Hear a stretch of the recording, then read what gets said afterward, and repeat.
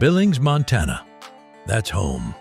I'm Hank Morrison. I've got $1,500 in the bank, no truck of my own, and right now I'm sitting in a borrowed Mack Anthem pretending I know where half these switches go. So naturally, this feels like the perfect time to start a trucking company. I'm not crossing America yet. I'm not hauling some giant load through the mountains. I'm not rolling into a new state with my name painted on the door. I'm hauling scaffolding across Billings for 60 bucks. But it's my first paid run, and right now, that makes it feel bigger than it probably looks from the outside. Morrison, you copy? I've got that scaffolding job ready for you, and I'd rather my truck came back with the same number of mirrors it left with. Yeah, I copy. I'm sitting in the cab now, trying to look like I know what half these switches do. That's fine. Just don't touch the ones you don't understand, which, by my count, is most of them. That narrows it down to the steering wheel, the pedals, and maybe the cup holder. Good. Start there. You're taking that load across town, dropping it around back, and bringing my Mack home without turning this into a paperwork festival. Copy that. Scaffolding across Billings, drop it round back, no paperwork festival. Exactly. Take it slow, give yourself space, and don't get clever near the gates.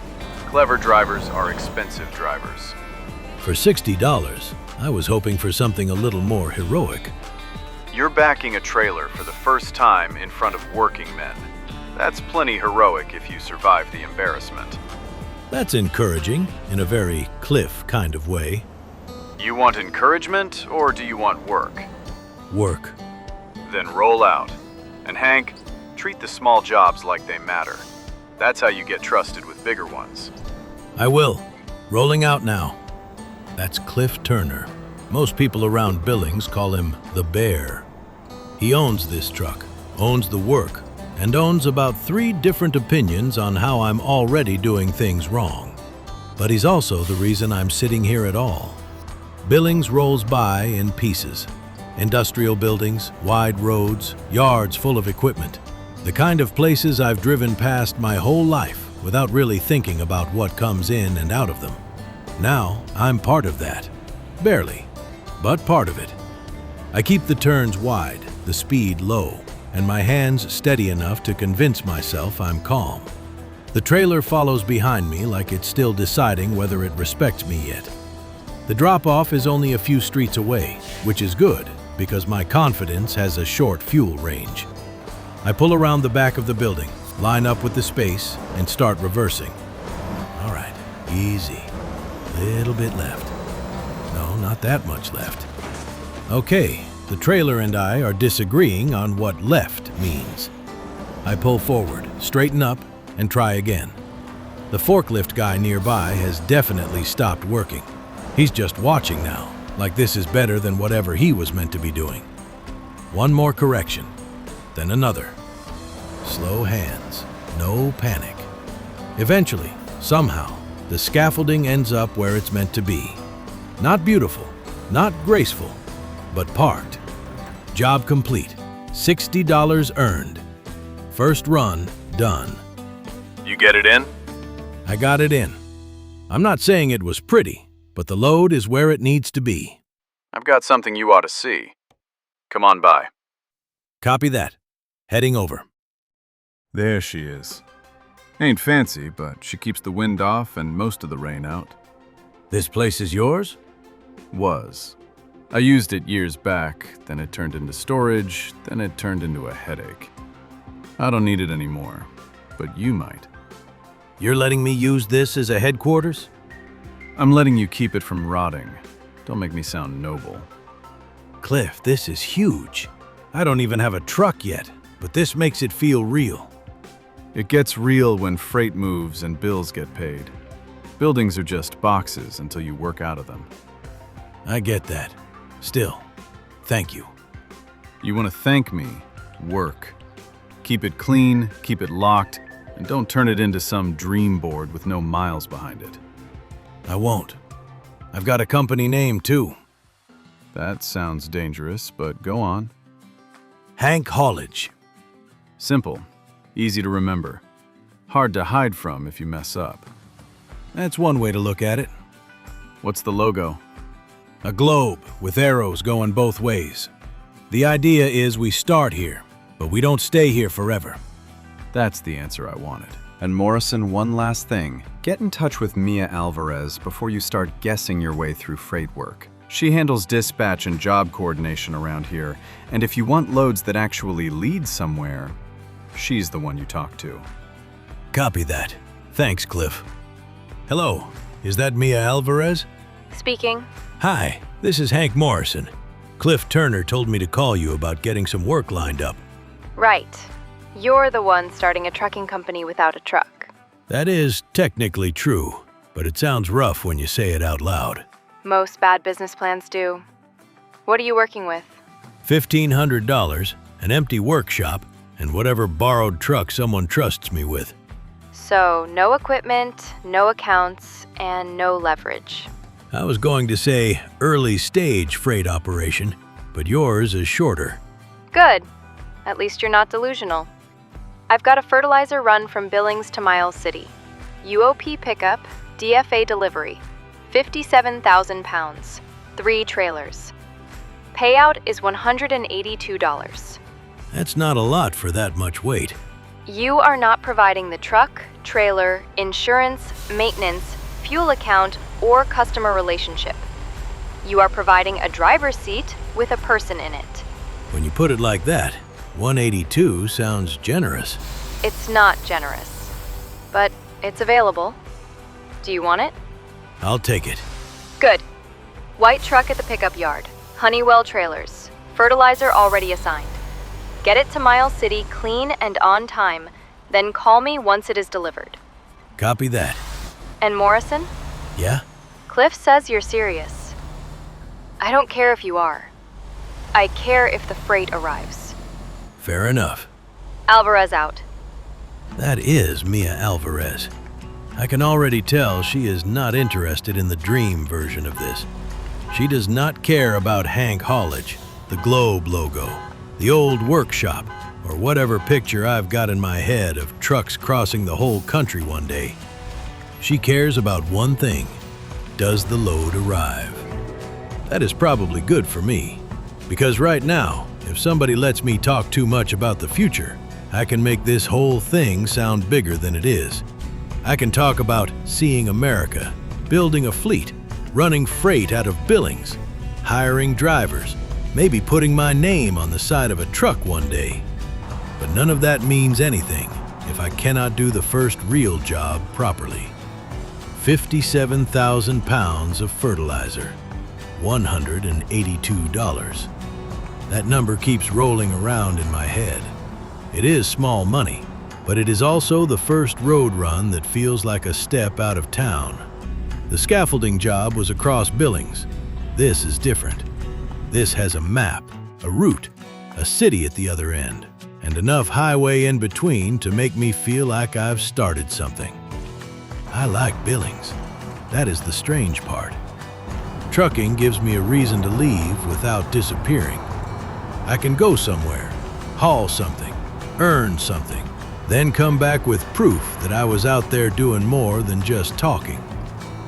The road to Miles City gives me enough quiet to think, which is useful and dangerous in equal amounts. I keep coming back to the same problem. Borrowed trucks can get me started, but they cannot build the company. Every mile I drive right now belongs partly to somebody else.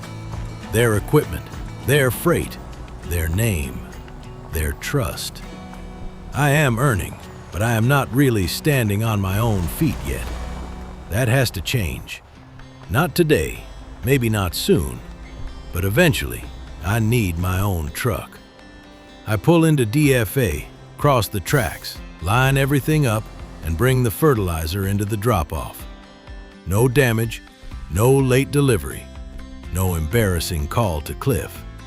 Job complete, $182. Miles City delivery is confirmed. Clean arrival, no damage note, no late flag. That is a workable start. I'm gonna take workable start as praise. I assumed you might. Do you want to keep moving from Miles City? Yeah, I don't want to sit still if there is freight nearby. Good. I have barley moving from Miles City up to Sydney, 44,000 pounds. Payout is $140. Smaller money, but it keeps me moving through Montana. Exactly. Early on, your job is to be available, careful, and boring in all the ways customers like. Available, careful, and boring. That might be the company slogan if the globe logo doesn't work out. Please don't put that on a truck. No promises. I'm sending the barley job through now. Pick it up at the farmyard outside Miles City and call in once you are loaded. Copy that. Thanks, Mia. So that is the next move. Miles City to Sydney. Barley this time. The money's still small, the truck's still not mine, and Hank Haulage is still more promise than company. But the first real road job is done, and I'm still moving.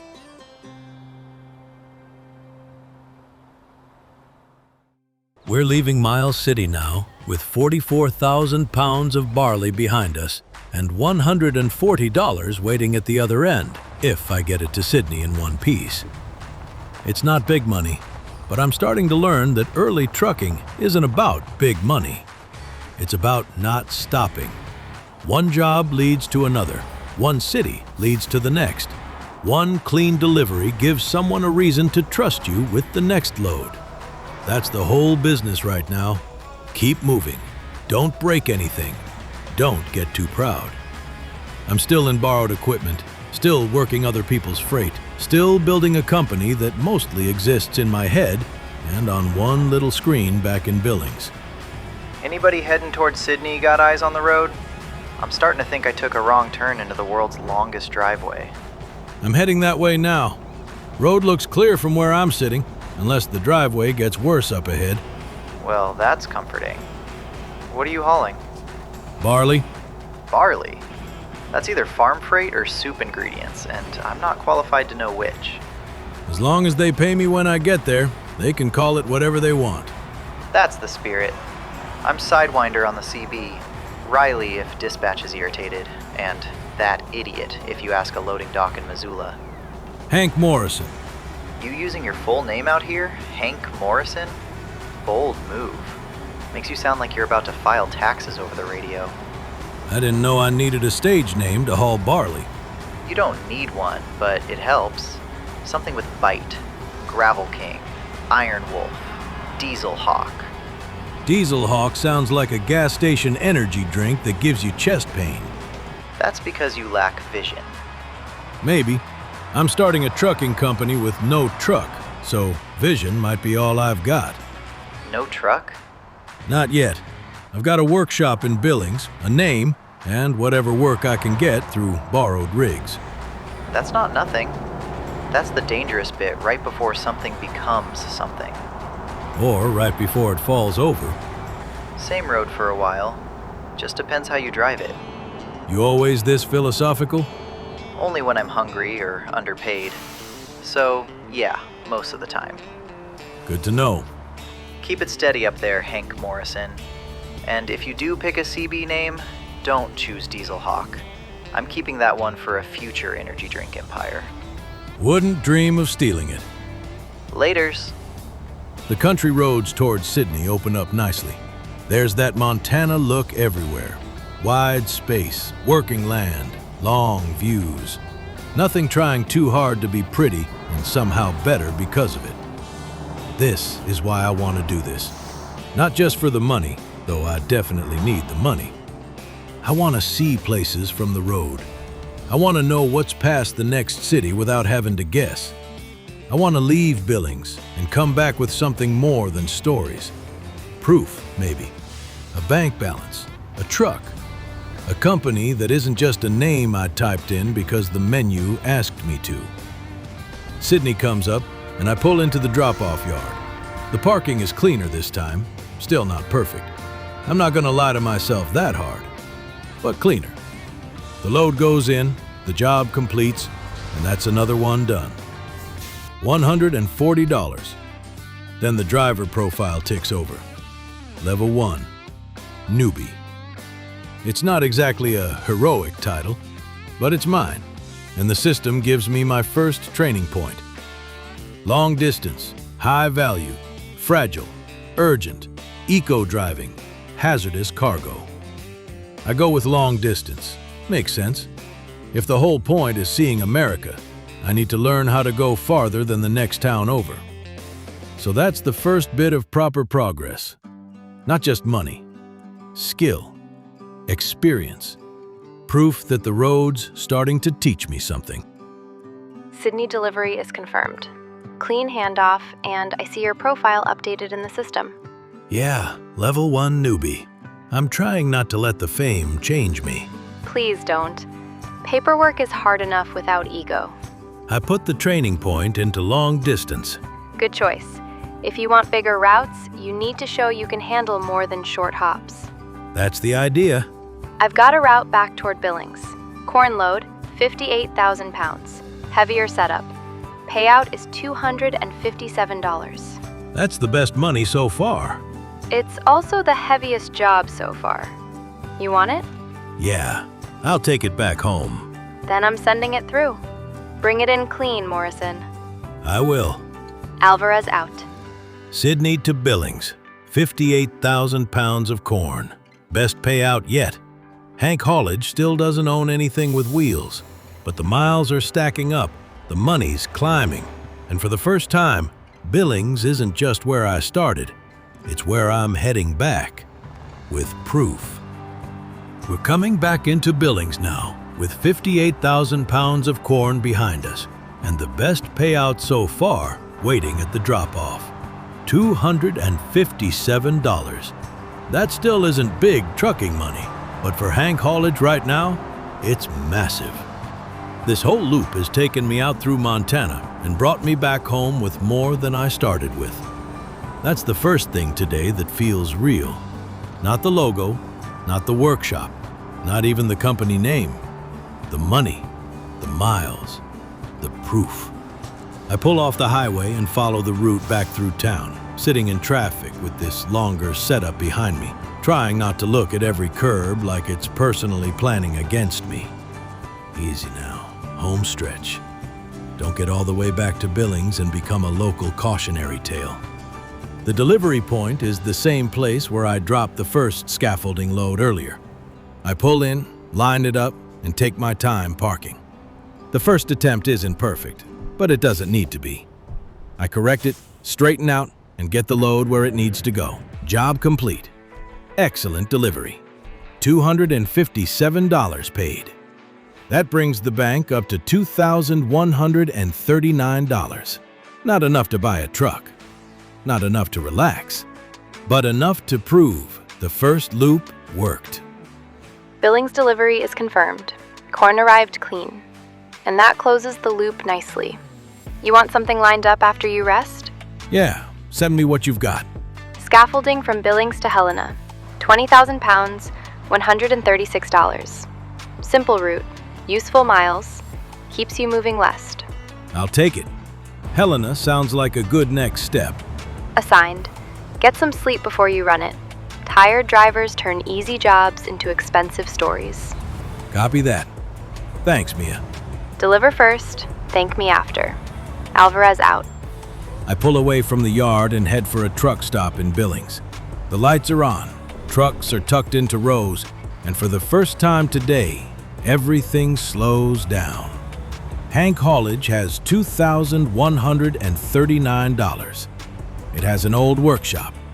It has a dispatcher who hasn't blocked my number, a mentor who thinks compliments are dangerous, and an older brother already suspicious of my financial decisions. Still no truck, still no trailer, still no empire. But there's another job waiting after sleep. And right now, that's enough. When I get moving again, we're heading from Billings to Helena with 20,000 pounds of scaffolding. $136. Not big money, but it pushes us west, and every new city matters. Billings is home, but the whole point of this is to see more than home. I want the map to start feeling less like a picture and more like something I've actually earned mile by mile. The drive out toward Helena is exactly why I want to do this. Open road, big Montana sky, hills rolling out ahead, and just enough quiet to start thinking dangerous thoughts about owning my own truck. I don't need anything fancy. I don't need chrome, lights, or some giant sleeper that costs more than a house used to. I just need something with my name on the paperwork. Something old enough to be affordable, but not so old it ruins me before I get started. For now though, borrowed wheels are still paying the bills. I bring the scaffolding into Helena, line it up, and get it parked. Job complete. $136. Another clean run. Another small step. I check the used truck listings again, and everything is still ridiculous. $100 grand, $120. Trucks that look great, but might as well be on the moon for what I can afford. So I stop staring at what I can't buy and take the next job that actually exists. Helena to Butte. Scaffolding again. $87. It's not exciting, but sitting still pays nothing. I make a quick stop near the Western Star dealer too, just to look, which turns out to be a terrible idea for morale. The trucks are beautiful, clean, powerful, and completely out of reach. One day, maybe. Not today. Today, Hank Haulage is still doing the little jobs, so I turn back toward the road and keep moving. The run to Butte is short, but it counts. That's becoming the rule for autumn. If it pays, it counts. If it teaches me something, it counts. If it gets me one city farther than I was before, it counts. I bring the load into the construction yard, get it parked, and finish the job. Another $87. Another clean delivery. Then I get another training point, and this time I put it into high-value cargo. Over the next stretch, I keep taking work wherever I can get it. Glendive, Havre, Bozeman, Laurel. The money climbs. The experience builds. And by the time winter settles over Montana, Hank Haulage has $15,485 in the bank. Still no fleet. Still no trailer. Still no empire. But now, for the first time, a used truck doesn't feel impossible. And that changes everything. 13 grand. That leaves about $2,500 in the bank, which is not much breathing room, but every borrowed job has been leading to this. A truck of my own. Not perfect, not pretty, not exactly young, but mine. So I buy it.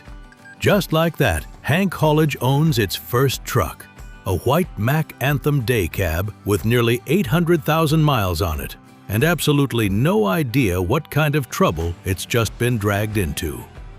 Morrison, I see the purchase went through. Tell me you didn't buy something with smoke coming out of it. No smoke so far. It's a Mack Anthem day cab, 3-star condition, 781,000 miles, 13 grand.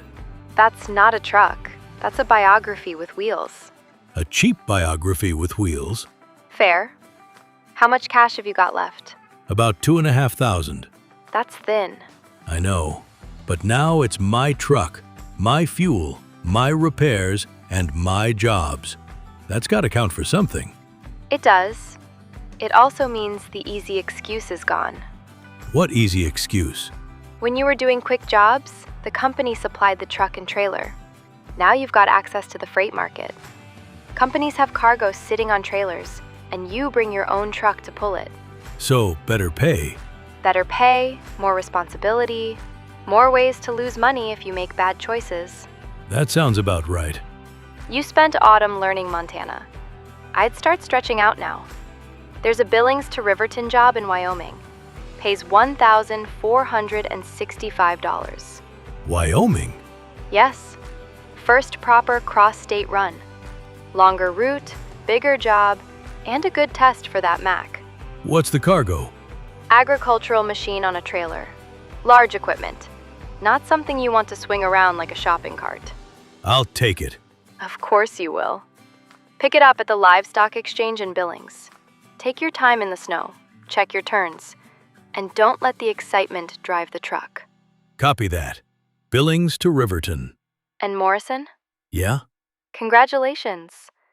Try not to celebrate by damaging your first asset. That's very heartfelt, Mia. It's the best you're getting. Alvarez out. My first asset. That sounds bigger than it looks sitting in the yard. The Mack is white, plain, and old enough to have opinions. No trailer behind it yet, no company paint, no big sleeper, no fleet number. But when I pull out of the garage, it feels different. For the first time, I'm not moving someone else's truck out of someone else's yard for someone else's rate. This is Hank Haulage, leaving its own little workshop in Billings. That matters, even if the snow on the ground is doing its best to remind me that joy and traction are not the same thing. Easy, real easy. First drive in the new truck is not the time to meet a ditch. I take it slow through Billings, heading toward the livestock exchange to pick up the Riverton load. The city feels different from this cab. Same roads, same corners, same yards, but now there's a thin little line between me and failure called ownership. If this truck breaks, that's my bill. If I burn too much fuel, that's my money. If I take bad jobs, that's my mistake. And somehow, that makes the whole thing feel better. Scarier, but better. Because now every mile can actually build toward something. I pull into the livestock exchange and spot the trailer waiting there. It's not a little box of freight. It's a big agricultural machine sitting on the back, wide and awkward and expensive-looingly in a way that makes my stomach tighten. Of course, the first job with my own truck is dragging a giant farm machine through the snow into another state. Perfect. I back onto the trailer, slow and careful, trying to make it look like I've done this 1,000 times, instead of learning what my own truck feels like in real time. The fifth wheel locks. The trailer's hooked. Billings to Riverton, Wyoming. $1,465. For the first time, Hank Haulage has its own truck, its own job, and a road leading out of Montana. Autumn was about surviving. Winter starts with ownership. Now we find out what that actually costs. We're leaving the livestock exchange in Billings with a huge piece of farm machinery sitting behind the Mack. And I'm trying very hard not to think about the fact this is the first proper job Hank Haulage is doing with its own truck. $1,465 if it gets to Riverton clean. Wyoming. That's the part I can't stop looking at. Not another town in Montana. Not another short run where home still feels close enough to reach out and grab. A different state. A new line on the map. And maybe that shouldn't feel like such a big deal, but it does. I've spent my whole life in Montana, and now the first time I'm taking Hank Haulage across a state border, I'm doing it in a $13,000 Mack with nearly 800,000 miles on it and snow under the tires. Hank, tell me Cliff's lying and you didn't actually buy a truck older than some houses in town. Good to hear from you too, Jack. I'm your older brother. I'm legally required to start with concern and then work my way toward support. Well, concern noted. And yeah, I bought it. Mack Anthem Day Cab. 13 grand. How many miles? 781,000. That's not mileage. That's a life story. Mia said the same thing, more or less. Mia's the dispatcher Cliff mentioned? Yeah. She's helping me find freight now that I've got my own truck. And where's this first big freight job taking you? Riverton, Wyoming. You're leaving Montana already? Just for a job.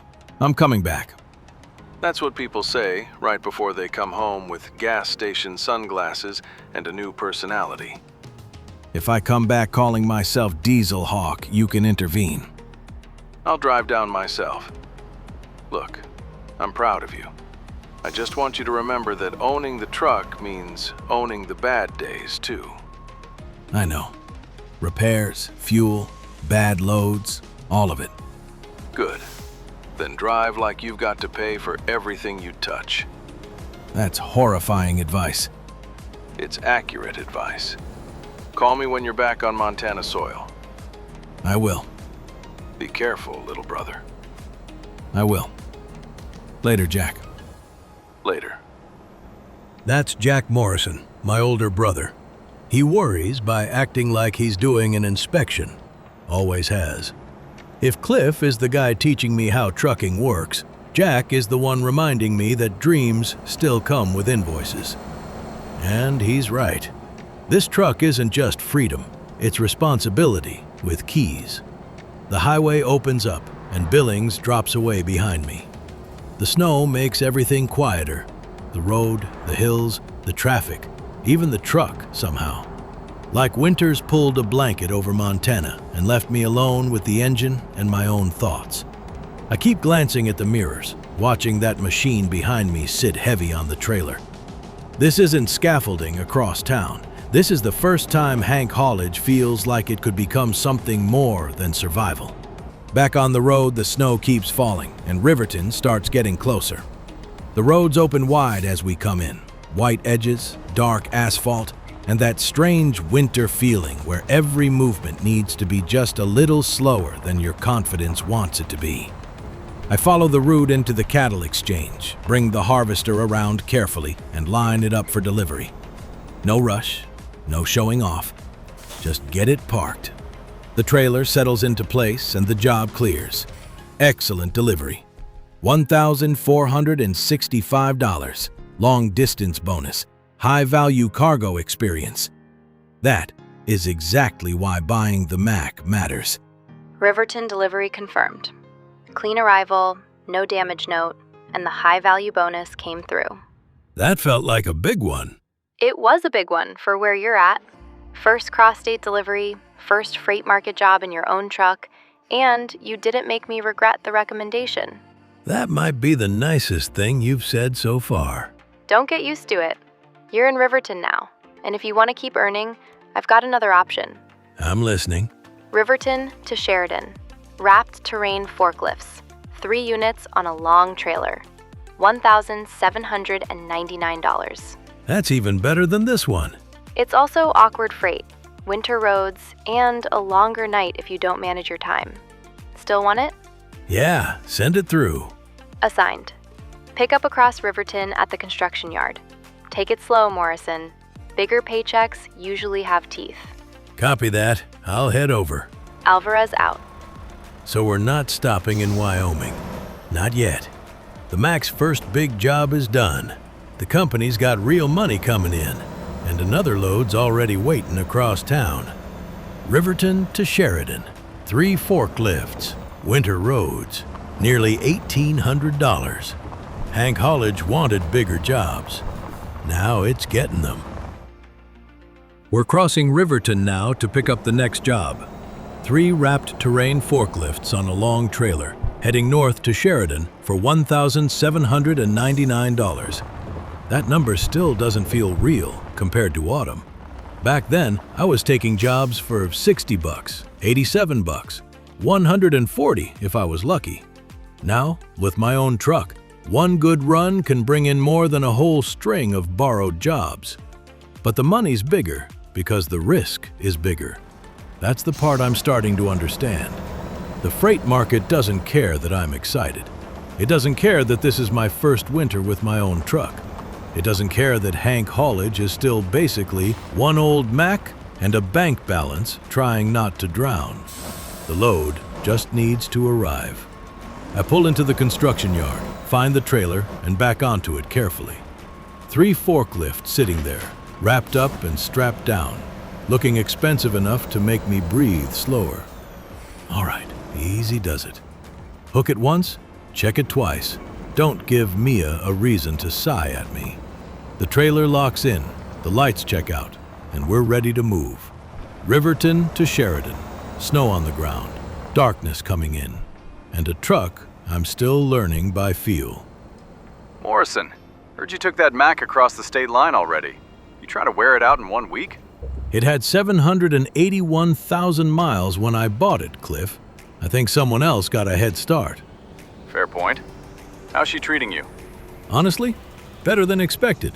She's old, loud, and I'm pretty sure one of the rattles has a rhythm. But she's pulling. Old trucks don't need to be quiet. They need to be honest. If it rattles the same way every time, that's communication. That's a very generous way to describe mechanical anxiety. Welcome to ownership. You used to worry about the road. Now you get to worry about the road and everything bolted underneath you. Yeah, I'm learning that fast. Fuel hurts more when it's my money, too. Good. Means you're paying attention. What are you hauling now? 3 terrain forklifts up to Sheridan, nearly $1,800. That's proper money for where you're at. Don't let the number make you hurry. I won't. It's snowing, and it's getting dark, so I'm not planning on showing off. Good. Winter roads don't care about confidence. Keep your distance, use your engine brake gentle, and if some hero wants to fly past you, let him go meet the ditch first. That's comforting. It's useful. Comfort comes after delivery. Thanks for checking in. Don't make it sentimental. I'm checking on my old yard, not you. Sure you are. Drive clean, and have fun out there. The road north starts stretching out in front of us, and the snow changes the whole feel of everything. In daylight, Wyoming looks wide open. At night, with flakes coming through the headlights, it feels like the road only exists 20 yards at a time. That's a strange thing when you're trying to build a company. You spend all this time dreaming about the future, but winter driving only lets you see the next little piece. Maybe that's not the worst lesson. I don't need the whole map tonight. I just need the next lane marker, the next turn, the next safe mile. The Mack keeps pulling. Not smoothly, exactly, but honestly, like Cliff says. It's not a beautiful truck, but it's starting to feel like mine in a way that doesn't need paint or logos yet. Every vibration, every gear change, every little complaint from the cab is part of the deal I made when I clicked buy. I'm tired now. The good kind and the bad kind mixed together. The job's nearly done, but nearly done is exactly where you don't get lazy. I bring the trailer in slow, line it up, correct once, and park it where it needs to go. Job complete. Excellent delivery. $1,799.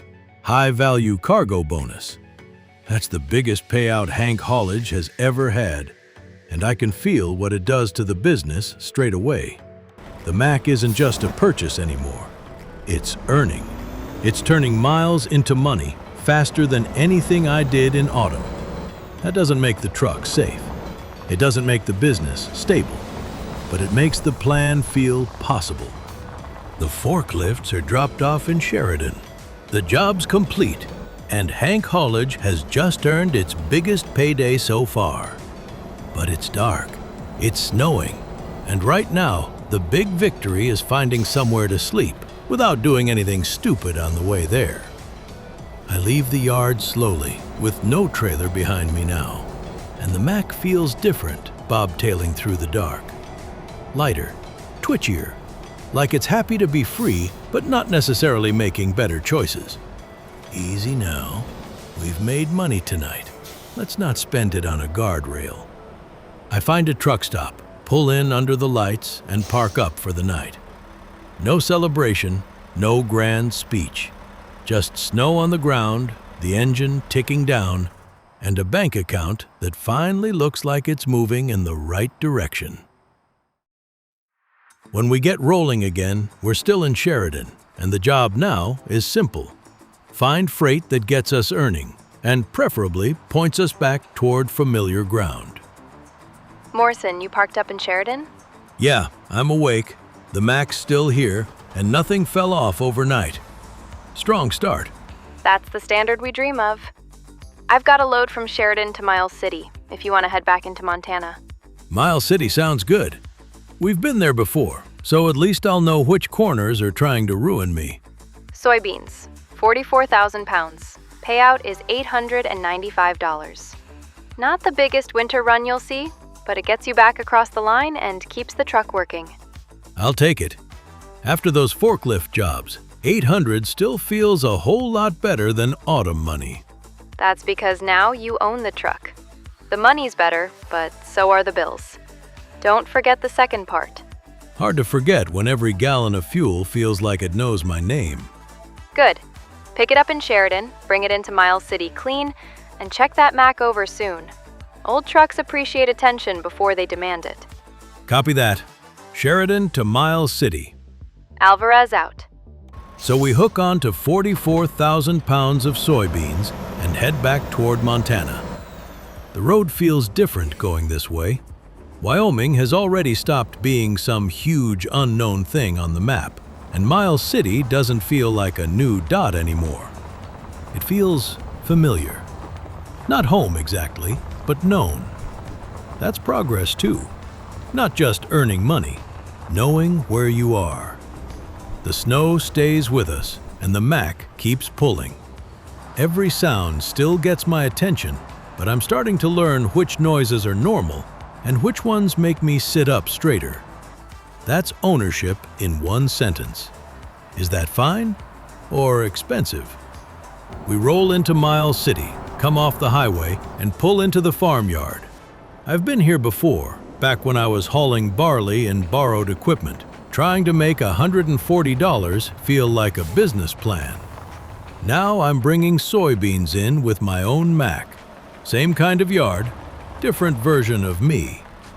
I park the load by the ranch pens, get it settled, and the job clears. Excellent delivery. $895. Nothing dramatic, but clean money. Then the profile ticks over again. Level 3. Another training point. This one goes into fragile cargo. So now we've got long distance, high value cargo, and fragile freight all started. That's the shape of Hank Haulage forming in real time. Go farther, carry better paying freight, handle more delicate jobs without turning them into insurance stories. That's how we climb. Not by pretending we're a big company already, but by learning the work before the work gets bigger than us. Before taking another load, I drive into Miles City for a quick service. The Mack's only showing 1% damage, which is better than I expected for a truck with nearly 800,000 miles and a personality made of old bolts. The recommendation service is $852. That hurts. But it's also the first proper reminder that owning the truck means looking after it before it strands me somewhere cold and expensive. Then I check the full restoration cost. $167,000. Right. So we won't be giving the old Mack a spa day. We pay for the service it actually needs, leave the fantasy restoration alone, and get back to work. Morrison, you still in Miles City? Yeah, just serviced the Mack. $852 gone. But at least she's not actively threatening me. That's a good relationship for an old truck. I've got a heavier job if you want it. Miles City to Riverton. Soybeans again, but this time 66,000 pounds across 2 tankers. Payout is $1,860. That's heavy. It is. Review your setup and don't say yes just because the number looks good. The number does look good. That's exactly why I said it. The Mack's been pulling well, and we just serviced it. I think we can handle it if I take it steady. Then take it steady. Heavy loads don't care about confidence. Copy that. Miles City to Riverton. Assigned. Bring it in clean. Alvarez out. So we hook on to the heavy soybean tankers and head back out. Miles City to Riverton again. Montana into Wyoming. Winter roads, bigger weight, bigger payout. The Mack works for it. I can feel that. Hills matter more. Braking matters more. And every turn reminds me there's 66,000 pounds behind us that doesn't care about my plans. But this is the work now. Not borrowed trucks, not tiny payouts. Real freight, real bills, real progress. By the time we roll into Riverton, it's dark again. The lights are on, the road's slick, and I'm tired enough to know I need to be careful right to the end. I bring the tankers in, line up the parking, and get the job finished. Excellent delivery. Long distance bonus, $1,860. Through the rest of winter, I keep running jobs around Montana and Wyoming, back and forth, city to city, load after load, building a reputation the slow way. No shortcuts, no fleet, no trailer yet. Just the Mack, the snow, and enough work to keep the wheels turning. By the time spring arrives, Hank Haulage has $28,179 in the bank. Not enough to relax, but enough to start thinking about the next step. Spring starts back at the garage in Billings, and for the first time in months, there's no snow sitting around the yard, trying to make every bad decision worse. The white Macks parked outside the workshop, looking like it somehow survived winter out of spite, and honestly, I'm starting to love it for that. Winter changed things. Autumn was borrowed trucks and tiny jobs. Winter was buying this old Mack, crossing into Wyoming, paying for fuel, paying for service, and learning that ownership feels a lot like freedom until the repair bill shows up. Now we've got $28,179 in the bank. Still not rich, but not stuck either. Mia, you got anything out of Billings? Yep. Billings to Rock Springs, Wyoming. Yard truck on a flatbed, 29,000 pounds. Payout is $2,186. That's a good one. Rock Springs is a decent haul, too. Exactly. Spring roads, cross-state money, and a clean way to start the season. You want it? Send it through. Assigned. Pick up across Billings and don't let the sunshine make you stupid. No promises on the stupid part, but I'll get the load there. Alvarez out. $2,186. That's the kind of number that would have looked fake back in autumn. And now it's the first job of spring. The road's dry, the sky's clear, and Billings doesn't look like it's hiding under a winter blanket anymore. The truck feels better in the sunshine, too. Still old, still loud, still making at least two noises I don't fully trust. But it's ours. I head across town to the pickup yard and find the trailer waiting there. Long flatbed, yard truck strapped down on the back, the kind of little workhorse machine that probably spends its life dragging trailers around places like airports and warehouses. Not a massive load compared to some of winter's freight, but it pays well, and it's going all the way down to Rock Springs. So I back onto it, hook it up, check the connection, and we're rolling. This is where the business starts feeling less like survival and more like direction. I'm not just grabbing any load anymore. I'm trying to move with purpose, good payouts, new places, more experience, better freight, enough money to start thinking beyond the Mack. Because there's another goal now, a trailer. If we can buy our own trailer, Hank Haulage stops depending on whatever's already sitting around for us to pull. We can start choosing different kinds of work, building a better rhythm, maybe even making the company feel like it's got a backbone instead of just a cab and a bank account. But that's later. First, we've got Wyoming again. The highway opens up, and the scenery starts doing that thing where it makes talking feel unnecessary for a minute. Montana drops behind us, Wyoming stretches ahead, and spring makes the whole road feel lighter. Rock Springs is down in Sweetwater County, out in southwest Wyoming, and the welcome sign says, "Home of 56 nationalities, host to all." That's not just a slogan either. This place has a real mix of history behind it. Old mining, railroad work, people coming from all over to build a life out here in the Mountain West. I like that. A town made out of people arriving from somewhere else. Feels right for a trucking company that's still trying to figure out where it belongs. We come into Rock Springs with the rocks and open ground spreading out around the road, and the Coca-Cola warehouse comes up ahead. That's where this yard truck's going. I pull into the Coca-Cola yard, swing around the back, and get lined up. The reversing actually goes pretty well.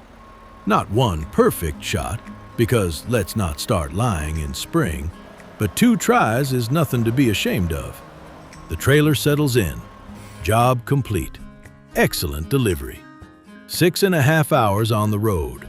$2,186 paid. That pushes us to level 5, and we've got another training point to spend. We've already started long distance, high value, fragile, and hazardous cargo. This time, I put the point into just-in-time delivery. Because if Hank Haulage is going to handle better freight, we need to learn more than just how to drag weight down a highway. And level 5 opens up something else, too. Trailers. I check what's available, and the cheapest dry van is $41,380. We've got $30,365. That's the new target. We need about 11 grand. 1 good stretch of work, maybe 2. And Hank Haulage could own more than just the truck. The Mack got us out of survival. The trailer could get us into something bigger. Mia, I'm empty in Rock Springs. You got anything heading somewhere useful? Rock Springs to Casper. Tamping machine on a heavy trailer, 60,000 pounds. Payout is $1,169. That's not huge money for 60,000 pounds. No, but it gets you to Casper, keeps the Mack earning, and moves you through more of Wyoming. You're trying to build roots, not just chase the biggest number every time. Fair point. I'll take it. Assigned. Pickup is close by. Take a look at the route before you move. And don't treat spring roads like they can't still punish you. Copy that. Alvarez out. Before grabbing the load, I stopped by the Kenworth dealer nearby. Not because I'm buying anything. Let's be very clear about that. I'm not buying anything. I'm just looking, which is what broke people say right before their imagination starts spending money without permission. The cheapest truck on the lot is around $116,000. Then there's another around $121,000. Beautiful machines, clean paint, big road presence. The kind of truck that makes my old Mack look like it woke up behind a shed and chose violence. But that's fine. The Mack's earning. Those Kenworths are dreaming. Dreams are allowed, as long as they don't sign loan documents. So I leave the shiny trucks where they are and head around to the pickup. The tamping machine is sitting on a long trailer, heavy and awkward. The kind of load that doesn't look fast even when it's standing still. 60,000 pounds. That's a lot of machine to drag across Wyoming. I back onto it, hook up, and take a second before pulling out. This is the balance now. I want the dry van. I want the next step. I want Hank Haulage to own more than one old white Mack. But rushing is how you turn progress into a repair bill. So we take it slow.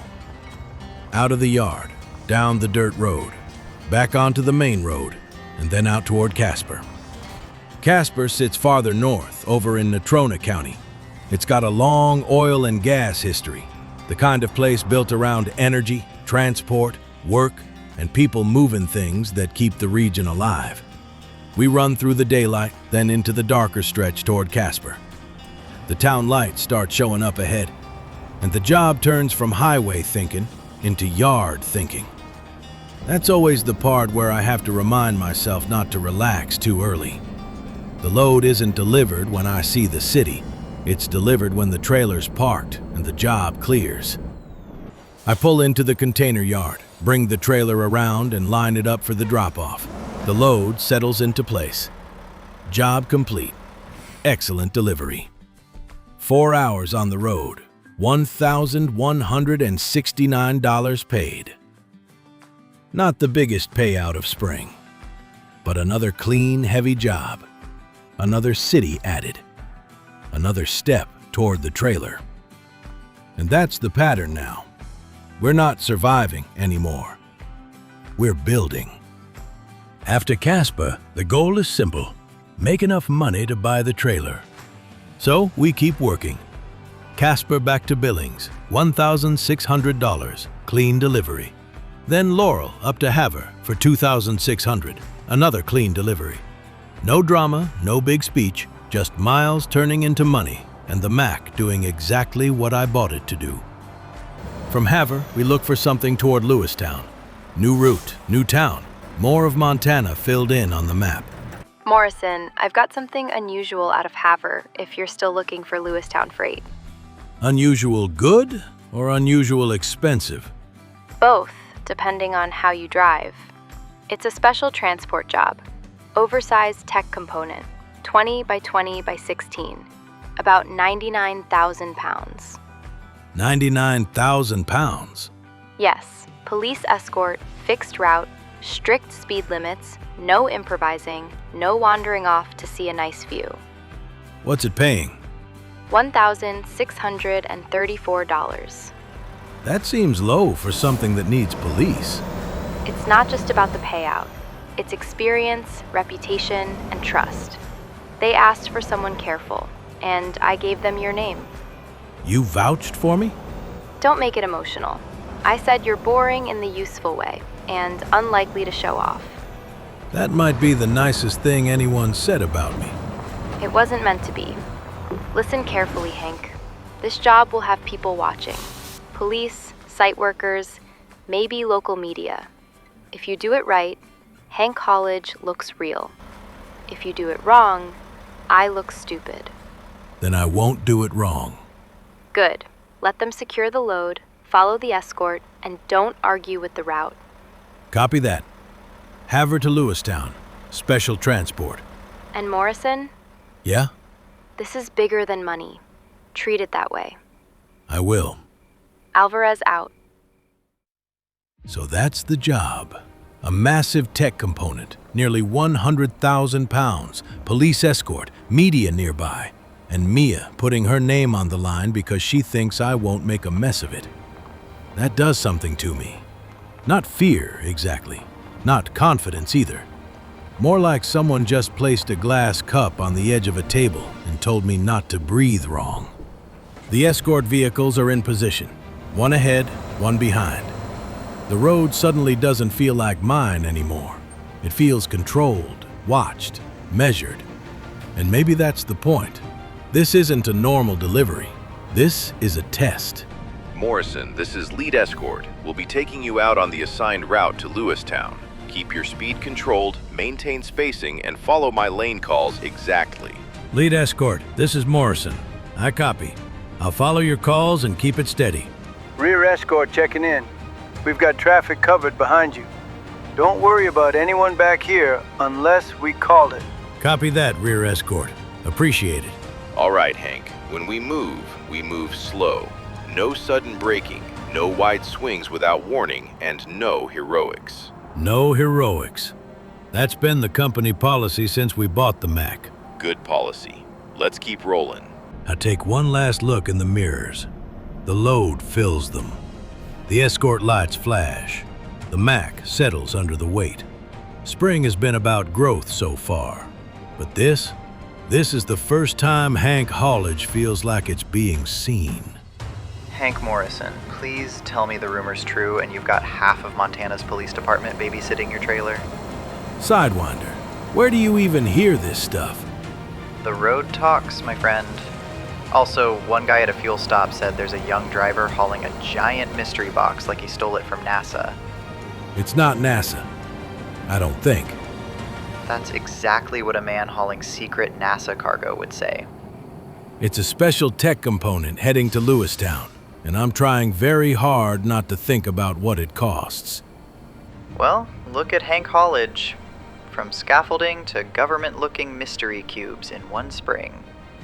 Don't say government mystery cube while police are nearby. Fair. Seriously though, that's a big vote of trust. Keep it slow, keep it boring, and don't let the cameras see you sweating. Too late on the stressing. Then call it professional shine. Good luck, Hank. Thanks, Riley. Sidewinder clear. We can't be far now. This special transport has taken nearly everything out of me. Not because it's fast, because it definitely isn't, but because there's no part of this job where I get to relax.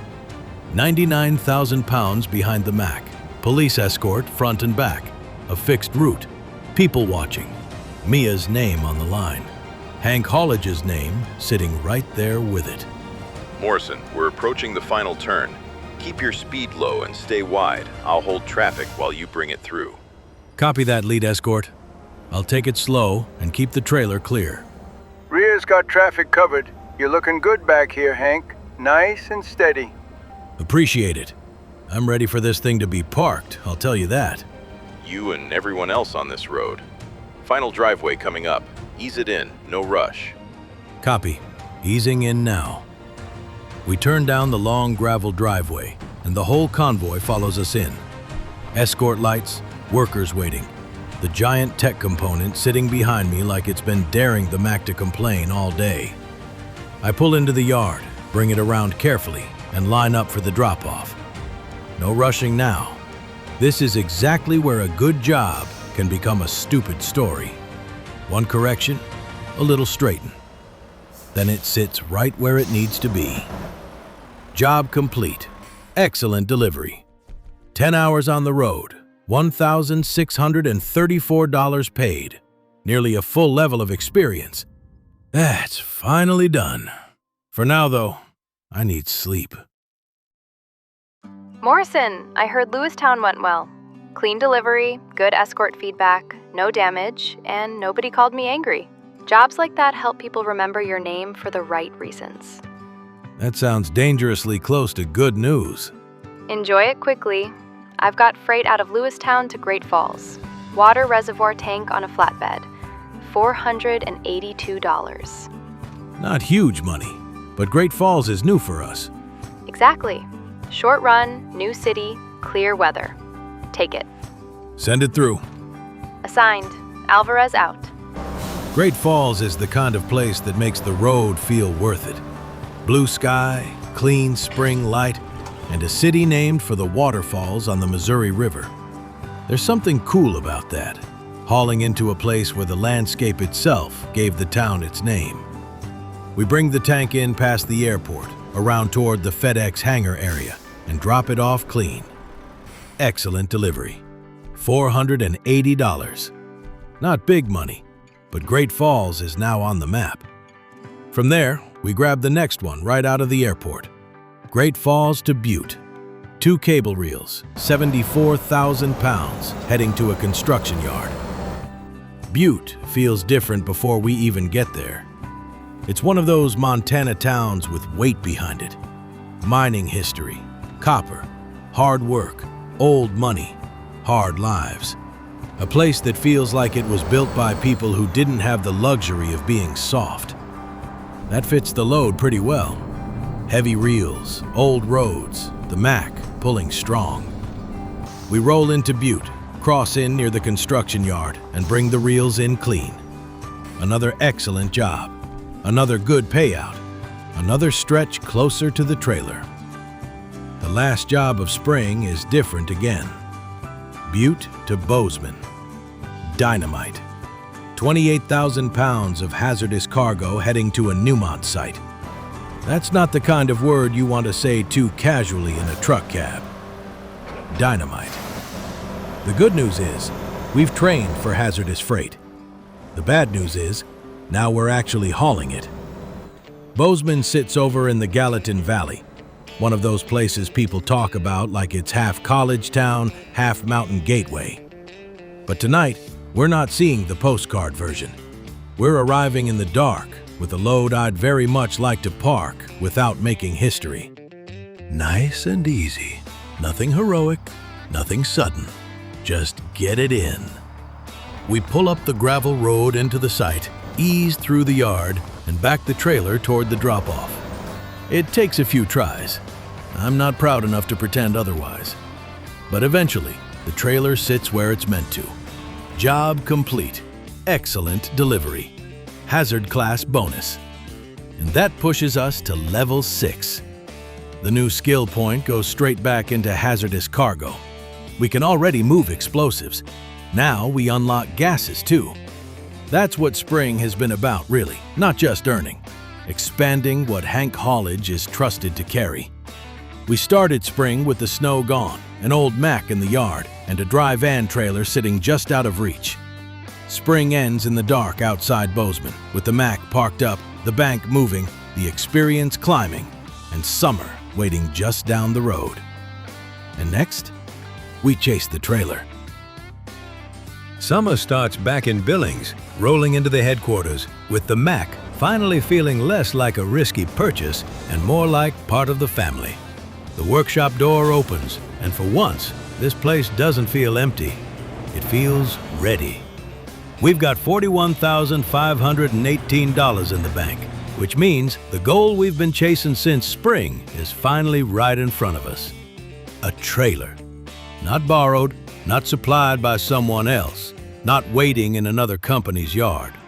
Ours. I open the trailer purchase app and there it is. Dry van. $41,380. That's almost every dollar we've got, which is exactly the sort of financial decision that makes my stomach tighten and my brain start making weather noises. But this is the next step. The Mack gave Hank Haulage a heartbeat. The trailer gives it a backbone. We can pick the color too. And I go with gray. Simple, clean, practical, and somehow it makes the whole thing look more serious. Then I buy it. Just like that, Hank Haulage owns its first trailer. $41,000 gone in one click. But sitting there at the headquarters, hooked behind the Mack, is proof that this company is starting to become something I can actually point at. Mia, I've got some news. Hank Haulage just bought its first trailer. You actually did it? Gray dry van, delivered to the yard. Looks pretty good behind the Mack, if I'm being honest. That's a big step, Morrison. Expensive, risky, and very easy to romanticize. But still a big step. I was hoping for congratulations before the warning label. Congratulations. Now here's the warning label. Once you use your own trailer, you're dealing with the cargo market. You're not just picking up someone else's loaded trailer anymore. You're bringing your own equipment and taking the cargo itself. So, more control. More control, more responsibility. Some jobs pay about the same. Some work better because you own the trailer. And some only make sense if you manage your routes properly. What can we do first? Billings to Havre. UOP to Newmont. Dynamite bundle, hazardous class 1. Payout is $1,189. First job with my own trailer is dynamite? You're certified for it, and the route's workable. Don't make it poetic, just make it safe. I'll take it. Assigned. Alvarez out. So that's the first cargo market job. Dynamite from Billings to Havre, with our own trailer. I pull out of the headquarters with the gray dry van behind the Mack, and it feels bigger than it probably looks. I head across Billings to UOP, pull into the loading area. This is where the dry van starts feeling real. Not a purchase screen, not a goal. A piece of equipment we've got to use properly. The dynamite gets loaded, the doors close, and I pull out carefully with the kind of awareness that only comes from knowing what's sitting behind you. Right. First trailer job. Explosives on board. Nice and boring, Hank. The road north toward Havre opens up under clear summer skies. There are combines out in the fields, crops coming off, dust hanging in the sunlight. And Montana looks completely different from the place we dragged ourselves through in winter. Back then, everything was snow, darkness, and trying not to slide the Mack into a ditch. Now, it feels alive. Havre sits up on Montana's High Line, that northern stretch shaped by the railroad and long distances. It's the kind of place freight naturally belongs, because so much of its history is tied to movement. Rail, grain, equipment, supplies, people passing through, and people staying. That's what I like about trucking. You don't just visit places, you arrive with a reason. We get into Havre in the evening, sun still hanging around, and pull into Newmont's yard. The first test with our own trailer isn't the highway, it's backing it in. Of course it is. The construction workers are standing around like they've accidentally bought tickets to a show, and I'm trying not to give them a comedy. First attempt's not great. Second's better. Third gets us close enough that I can feel my shoulders finally drop. The trailer slides back into the delivery spot. Job complete. Excellent delivery. 5.5 hours on the road. $1,189 paid. Urgent delivery bonus. Long distance bonus. Hazmat bonus. First job with the Hank Haulage trailer is done. The Mack's taken a beating over spring. Not one huge disaster, just little things. 29% damage. That's not a number I can ignore. The service estimate is $1,925 just to get it back down near healthy. And after buying the trailer, Hank Haulage only has $1,327 in the bank. So that's the first lesson of owning a truck and trailer. You can finally buy the thing you've been chasing for months, and 30 minutes later, the truck starts quietly clearing its throat like it wants a medical plan. Morrison, heard you bought that trailer. Tell me you didn't spend every last dollar and leave nothing for the old Mack. I bought the trailer, yes. And before you start, it looks good behind the truck. Everything looks good until the invoice arrives. How's the Mack? A little rough. Service estimate's just under $2,000. And how much you got? Not $2,000. There it is. Ownership. Whole thing's just a wallet with mirrors. I thought you were calling to congratulate me. I am. Congratulations. You've now got enough equipment to go broke in more interesting ways. That's beautiful, Cliff. Listen, the trailer's a good step. Just don't starve the truck to feed the company. That Mack quits, the trailer becomes a very expensive shed. I know. I'm going to run one more job, get the cash up, then service it properly. Good. Don't wait too long. I won't. All right. Nice work. Trailer's a big deal. Thanks, Cliff. Don't get misty. Go earn the repair money. Turn her clear. He's right. The trailer's only useful if the Mack keeps moving. So we look for work out of Havre and pick up a cargo job heading to Missoula. Tires. $1,046. Not huge, but enough to get us closer to that service bill. And it keeps the new trailer earning right away. The tires get loaded, the trailer doors close, and we head out. It's getting late, and the plan is to get moving, make some ground, then stop for sleep with the cargo still in the back. That's another thing I'm learning. A job isn't just pick up and drop off. It's timing, rest, fuel, truck condition, where you park, how tired you are when you try to reverse into some weird little yard after midnight. The road out of Havre starts slipping into darkness, and the trailer sits steady behind us. I pull into a truck stop with the tires still loaded, park up, and shut everything down for a few hours. Not a full night, just enough sleep to keep going. The road doesn't care that I'm excited, and it definitely doesn't care that I'm tired. We're moving again before the sun's properly up. It's dark, it's quiet, and the Mack feels like it's running on old coffee and stubbornness, which makes two of us. The drive into Missoula takes us through the morning, and by the time we roll in, the day has finally caught up with us. Missoula feels different from the eastern side of the state. I pull off the highway, work through the roundabouts and town streets, and bring the trailer into the drop-off.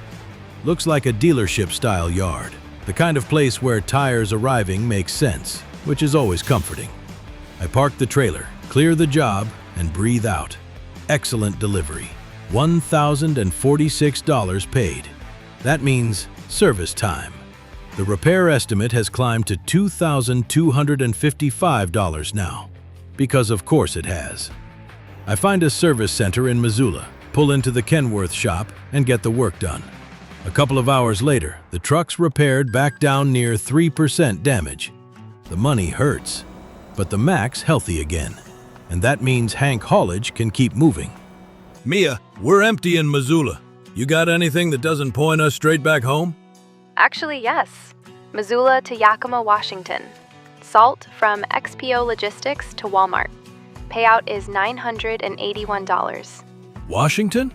Washington. You're already on the western side of Montana, so if you're going to add a third state, this is a clean way to do it. The money's not huge. No, but it's a new state, a first Walmart delivery, and another proper photo market job with your own trailer. Not every good decision looks impressive on the invoice. That almost sounded inspirational. Then ignore the tone and take the job. Send it through. Missoula to Yakima. Assigned. Pick up at XPO Logistics, take it steady through the mountain roads, and don't get sentimental when you hit the state line. I'm absolutely getting sentimental at the state line. I know. That's why I said it. Alvarez out. Missoula to Yakima. Salt to Walmart. $981. It's not the biggest job of the year, not even close, but it might be one of the most important. Montana is home. Wyoming was the first step out. Washington feels like proof that Hank Haulage isn't just circling the same few roads anymore. I pull into XPO Logistics, back the gray dry van into the loading area, and let them load the salt. That still feels new. Our truck, our trailer, our cargo. Not borrowed equipment, not someone else's setup, not the quick job version of a trucking company. This is ours now. The doors close, the paperwork clears, and we pull out of Missoula heading west. This is the part I used to picture before I knew what any of it cost. Not the service bills, not the awkward backing, not the moments where you check the bank account and wonder if you've just built yourself a very expensive problem. I pictured this. A road I haven't taken before, a state I haven't worked in yet. The Mack pulling steady, the trailer following clean, and the map opening up one line at a time. The scenery changes as we head west. Montana starts folding into mountains and trees, the road bending through country that feels less open and more carved out. Then Washington waits ahead. Third state of the year. Not bad for a company that started with $60 of scaffolding across Billings. When we cross into Washington, I don't say much for a minute. I want to pretend it's because I'm focused, and I am, but really, I'm just letting it land. Hank Haulage made it out here. One old Mack, one gray trailer, 1 year of saying yes to whatever job got us closer to the next thing. It's strange. The company still feels tiny, but the road doesn't. The road feels huge. And for the first time, I feel like we're allowed to be out here on it. As we get closer to Yakima, traffic starts acting strange up ahead. Not stopped exactly, more like everyone's slowing down to look at something. There's a helicopter overhead, circling low enough that it doesn't feel routine. 2 police cars are pulled off on the side of the road, lights flashing against the evening light. At first, I think it's just an accident. Then I see the red convertible. No, that can't be right. I know that car. I slow the Mack down, ease onto the shoulder, and pull in behind the police vehicles, far enough back not to crowd the scene. The salt delivery, Walmart, Yakima, all of it drops out of my head at once, because that's not just some sports car on the side of the road. That's Jack's car. Mia, I've got to stop for a minute. What's going on? There's police up ahead. Helicopter too. They've got a red convertible pulled over. Are you involved? No, but I know the car. Hank, what do you mean you know the car? It's Jack's. Your brother? Yeah. The red convertible is still sitting on the shoulder when I pull in behind the police cars. For a few seconds, I just sit there with my hands on the wheel, looking through the windshield at a car I know far too well. Jack's car. Except Jack isn't standing next to it. Jack, where are you? At home. Why do you sound like you've seen a ghost? Because I'm in Washington, looking at your red convertible on the side of the highway with police all over it. You're looking at my what? Your car. Some guy's getting arrested beside it. That's the one they stole last week. Police said they had a lead, but nobody told me it made it all the way out there. So you're not in Washington? No, little brother. I'm in Montana, missing a convertible and apparently missing every update from the police department. Right. Good. I mean, not good, but better than what I thought. You thought I'd joined a car chase? For about 30 seconds, yeah. That's almost insulting. I'd at least pick a better getaway car. Well, anyway, I'll leave it to the police. Thanks, Jack. Washington doesn't exactly give me a calm welcome, but I'm here now, and Hank Haulage is officially across another border. The road carries me toward Yakima, the dry van still tucked in behind the Mack. I pull into the Walmart delivery yard just after 3, line the trailer up, and back it in carefully. Not perfect, not terrible. The job clears as excellent. 6 and a bit hours, $981. That takes the bank to $1,099. Not exactly empire money, but after buying the trailer and limping into year 2 almost empty, I'll take every dollar I can get. Congratulations, Morrison. First official Washington delivery complete. You want more work from Yakima? That's why I'm calling. Anything moving west? Packaged food. Yakima to Seattle. DFA to Walmart. 23,000 pounds. $624. Seattle. That's new. It is. And there's someone there I want you to meet. That sounds either helpful or expensive. Both, probably. He runs the Peterbilt shop in Seattle. Knows trucks, hiring, fleet growth, mistakes people make when they expand too fast. You've been talking about me? A little. He's heard about the young guy from Billings trying to build a company out of one old Mack and stubborn decisions. That's unfair. Some of the decisions are only lightly stubborn. Pick up the food, get to Seattle, sleep, and meet him in the morning. Copy that. DFA sits out through a gravel track near Fox Hill Ranch, and the drive-in feels nothing like the city drop-off I just left. Dust under the tires, fencing along the road, buildings tucked away like the place has been there longer than the highway. I back the dry van into the loading area, wait while 23,000 pounds of packaged food goes into the trailer, then roll out of Yakima around 4:30. Seattle is waiting on the other side of the mountains, and I've never been there. The sun starts dropping as I head west. Washington changes shape as the miles pass. Dry country, slowly giving way to darker trees, bigger roads, more traffic, and that heavy feeling of a major city pulling everything toward it. By the time Seattle appears, it's night. Headlights, road signs, ramps, buildings, traffic. For a kid from Billings with one truck and almost no money, Seattle feels enormous. I keep both hands steady, follow the GPS, and remind myself that every big city is just a bunch of smaller turns pretending to be a monster. The Walmart yard sits dark behind the store. I swing around back, line up the trailer, and back it in. Job complete. Excellent rating. $624. I'm not rich, but I'm moving. I find the truck stop, tuck the Mack in for the night, and set the brake. Tomorrow morning, I meet the man Mia wants me to meet. And maybe, if he knows what he's talking about, I find out what Hank Haulage is supposed to become next. Morning in Seattle doesn't feel anything like Billings. Back home, the day sort of opens up slowly. Space, sky, yards, wide streets. Here, the city is already awake before I am. Cars moving, lights changing, trucks pulling into warehouses, people walking like they've all got somewhere important to be and they're already late. I roll out of the truck stop after 9 and head for the Peterbilt dealer. One of those names every trucker knows even if they don't drive one. The place is closed because it's Sunday, but there's a Mustang parked out front and one office light glowing inside.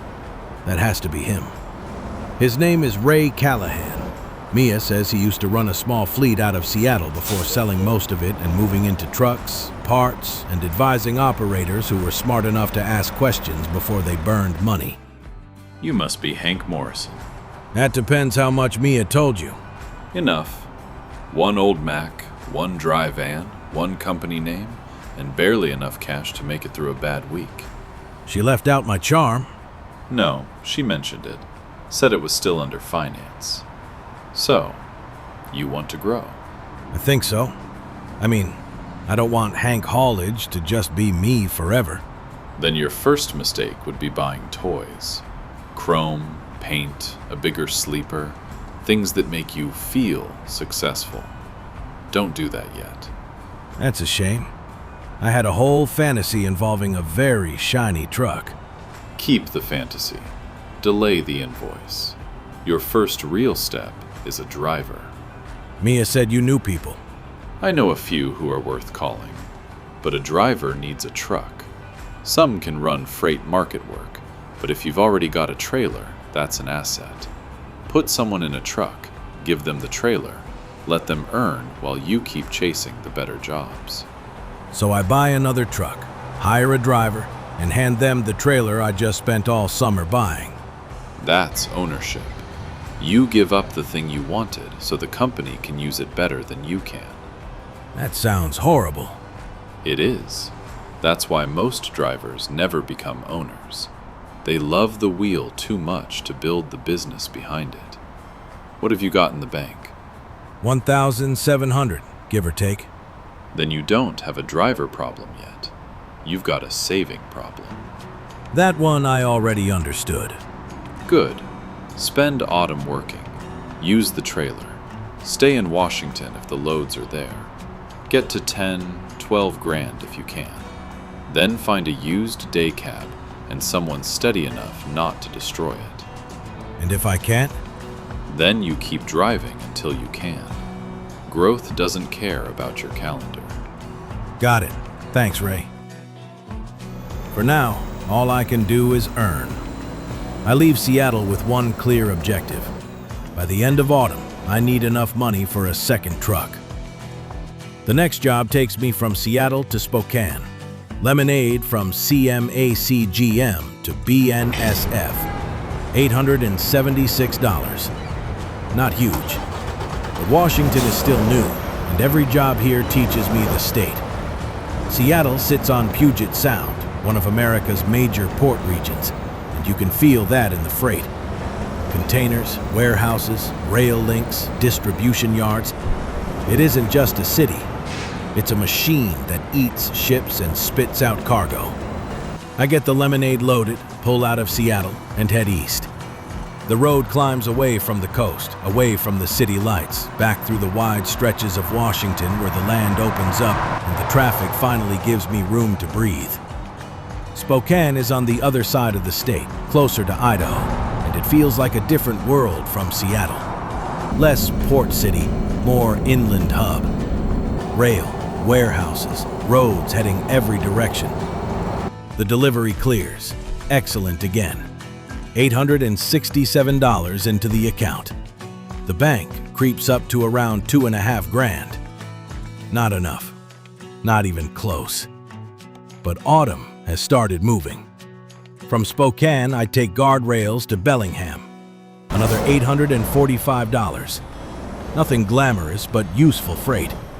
Steel on the books, miles on the tires. Washington getting smaller in my head. By the time I roll into Bellingham, it's dark. I pull into XPO Logistics, drop the load, and park for the night. 2 days into autumn, and Ray's words are still sitting in my head. Give up the thing you wanted so the company can use it better than you can. Monday morning starts in Bellingham. Packaged food to Kennewick. $880. No drama, no speeches, just work. And honestly, that becomes most of autumn. The big story isn't one job, it's the repetition. Load after load, yard after yard. Washington slowly turning from somewhere new into somewhere I can actually understand. The land feels drier there, more open, more like the Washington I didn't expect before I crossed the border. Not all forests and rain.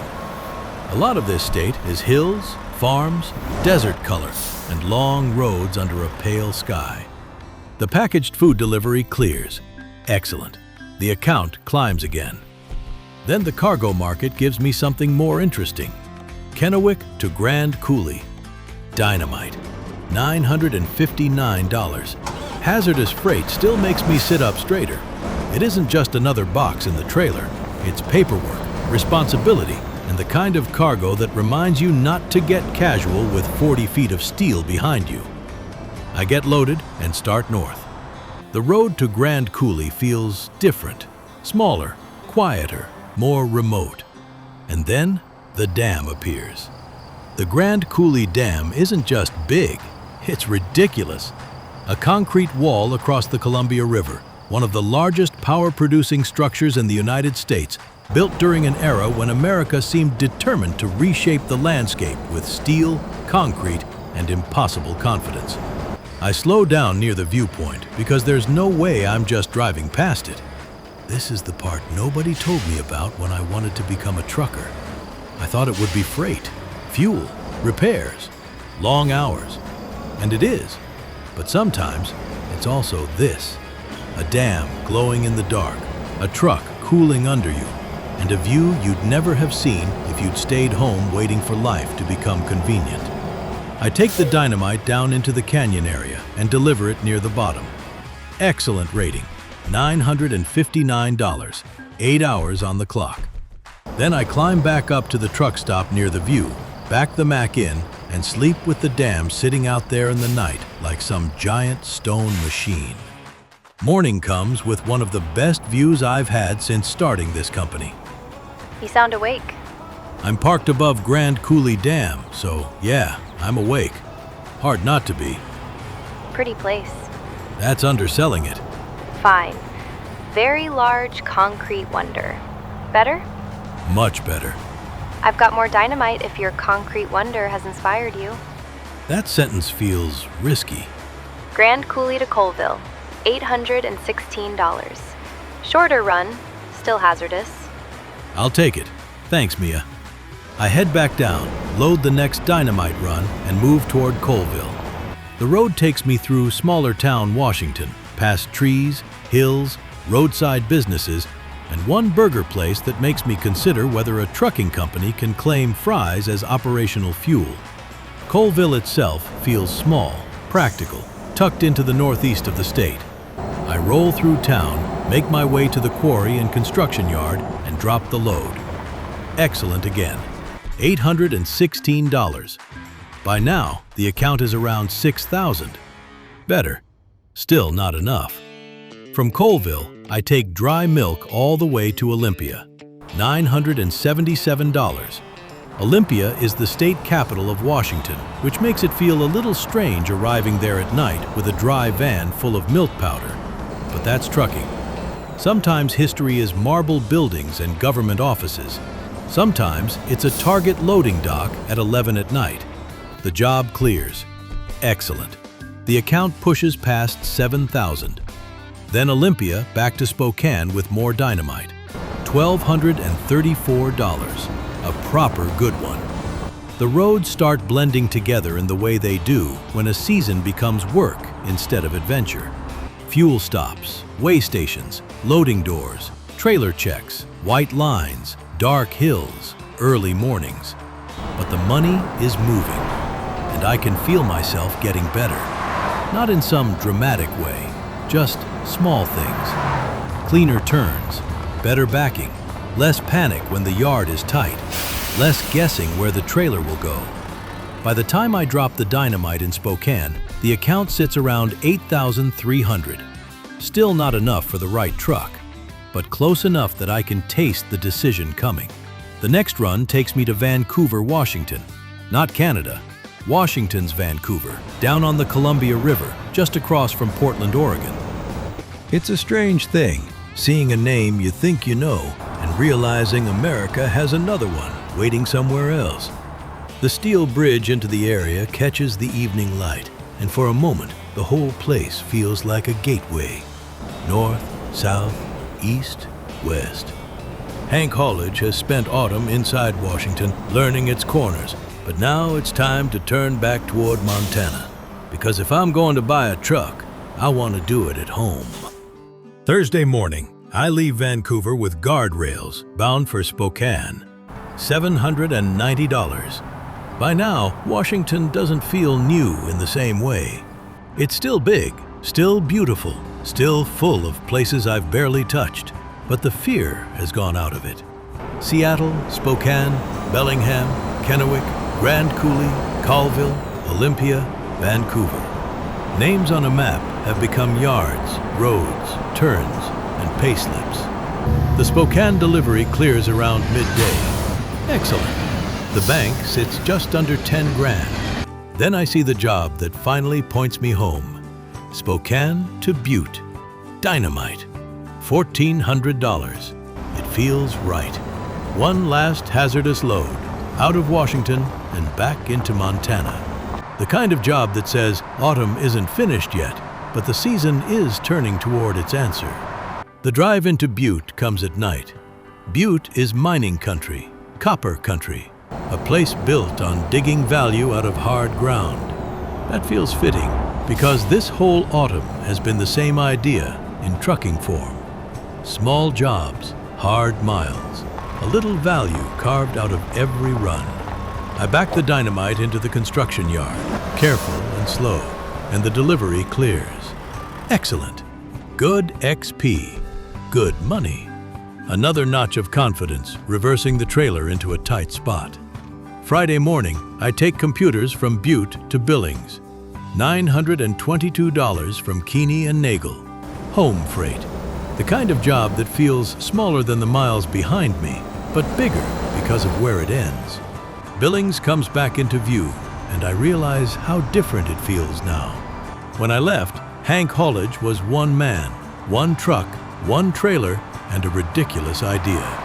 Now I'm coming back with $12,196 in the bank, almost level 7, and a plan that scares me because it might actually work. I drop the computers, collect the money, and drive back to HQ. The old one-truck garage is waiting in the middle of Billings. Home. Too small now, but still home. I open the used truck listings, and there it is.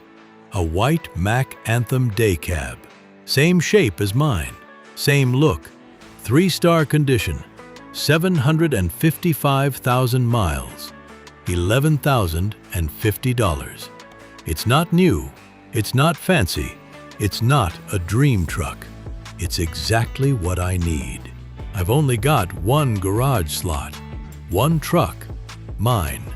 Cliff, tell me I'm reading this wrong. That depends what you're reading. I found the truck. White Mack Anthem. Same as mine. 11 grand. But I can't buy it because the garage only holds one truck. Of course it only holds one truck. You've got a one-truck garage. I was hoping the building would be more optimistic. Buildings don't run on optimism, Morrison. You want more trucks, you need more space. How much space? Upgrade the place. 3 slots. Room for yours, the new one, and another if you keep making reckless progress. And how much is that going to hurt? About 150 grand. Cliff. Don't say my name like I built the economy. I don't have 150 grand.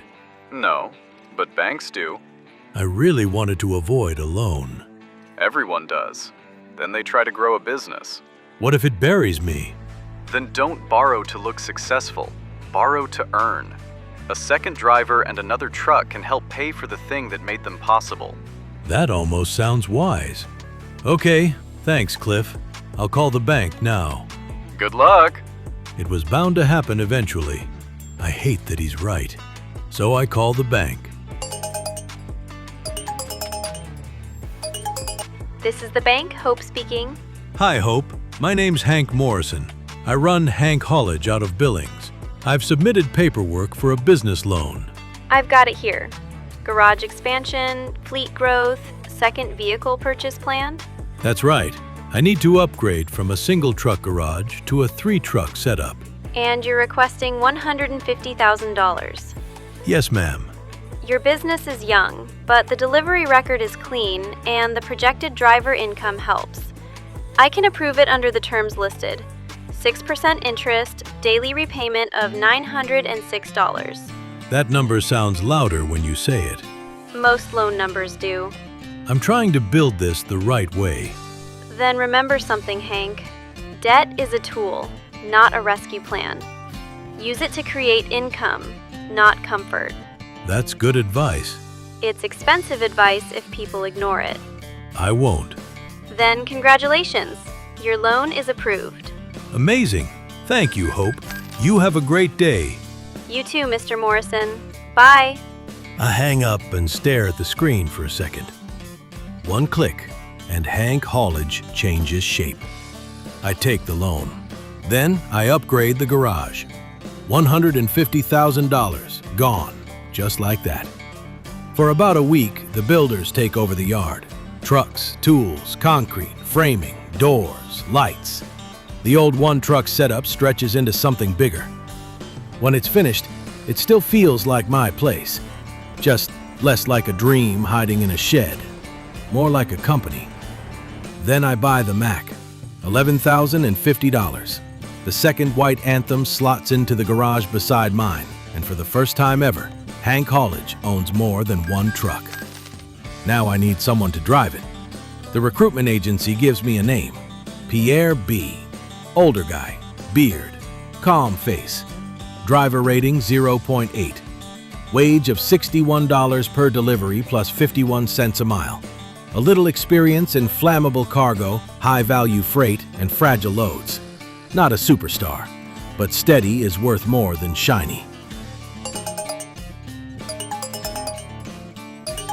Pierre, this is Hank Morrison from Hank Haulage. Good to hear from you. I saw the listing. Billings based, right? That's right. Small company. Very small, actually, but growing. Small doesn't scare me. Bad equipment does. Fair. You'd be in a used Mack Anthem day cab. White, 3-star condition. High miles, but serviceable. Same model as mine. You drive one yourself? Every day. Then at least you know what you're asking someone else to sit in. That's the idea. I've also got a dry van trailer ready for company work. What kind of freight? Whatever keeps the lights on. Food, retail, hazmat if the license fits. High value when we can get it. I can work with that. Then I'd like to offer you the job. I'll take it. Welcome to Hank Haulage, Pierre. Perfect. See you Monday, boss. Boss. That word lands harder than I expect. Year 1, I was trying to prove I could get a truck. Autumn of year 2, I come home with a loan, a bigger garage, a second Mack, and another man driving under my company name. The bank account is almost empty again. The loan starts tomorrow. Pierre starts tomorrow. And for the first time, Hank Haulage is no longer just me. It's a fleet. A tiny one. A terrifying one. But a fleet. Winter is sitting hard over Billings. The yard is white. The roof lines are white. The roads are white. And Hank Haulage suddenly looks bigger than it feels. 3 garage bays now. 2 white Mack Anthems. 1 dry van trailer. 1 employee out on his first jobs. And me, standing in the middle of it all, with about $500 in the bank and a loan payment waiting for me every morning like it owns the place. Pierre's been dispatched. First few runs are small, mostly around Montana and Wyoming. Good. Keep him close for now. I'd rather he gets used to the truck before we send him halfway across the country. Sensible. Slightly surprising, but sensible. I've been known to have one good idea per season. Then use this one. You need money fast, but not stupid fast. I've got a freight job out of Laurel. What are we hauling? Mobile crusher. Laurel to Rollins, Wyoming. 88,500 pounds. Just under $3,000. That's heavier than my confidence right now. Then drive carefully. Alvarez out. Laurel is only just down the road from Billings, but with the snow down and the loan in my head, it feels like I'm leaving home all over again. I pull out of the depot, past the new garage doors, past the space where one truck has already gone out to earn, and head for Union Pacific. The mobile crusher is waiting on a long, heavy trailer, all steel and weight and ugly purpose. It looks like something built to chew rocks and ignore opinions. I line up, hook on, check the mirrors, and feel the Mack settle under it. This is exactly why I'm back in the freight market for now. The company trailer can earn steady money with Pierre. I need the big, awkward, high-experience freight. The kind that makes me better and keeps the bank from coughing dust. We leave Laurel in the snow and start south. The first part of the drive is quiet. Cold roads, gray sky, the kind of winter light that makes everything look like it's been rubbed with ash. Then the road starts giving me scenery. Low river levels between snowy banks, rock walls along the highway, tunnels punched through stone, the Mack pulling hard, the trailer following like it's thinking about disagreeing with me, but hasn't found the courage yet. Wyoming opens up in the dark. Rawlins sits out there in the cold, a railroad and highway town with a working feel to it. Not polished, not soft, just practical. I pull into the Union Pacific Depot at night, ease the mobile crusher through the yard, and set it down exactly where it needs to go. Job complete. Excellent. Just under $3,000. For the first time since taking the loan, I can breathe a little. Not much, a little. Because Winter's goal is clear now. We need to earn enough to buy the next company trailer, a flatbed. Something that lets Hank Haulage take more than boxed freight. Machinery, materials, equipment. The kind of loads that look good on the road and open the company up. Pierre has the dry van. I need the next tool. And with the snow outside the sleeper, Rawlins behind me, and the first proper winter job paid, I shat tomorrow. Mia says she has something in Utah, a state I've never touched. And apparently, if I can get myself there, she's already been saying my name again. Saturday morning starts in Rawlins.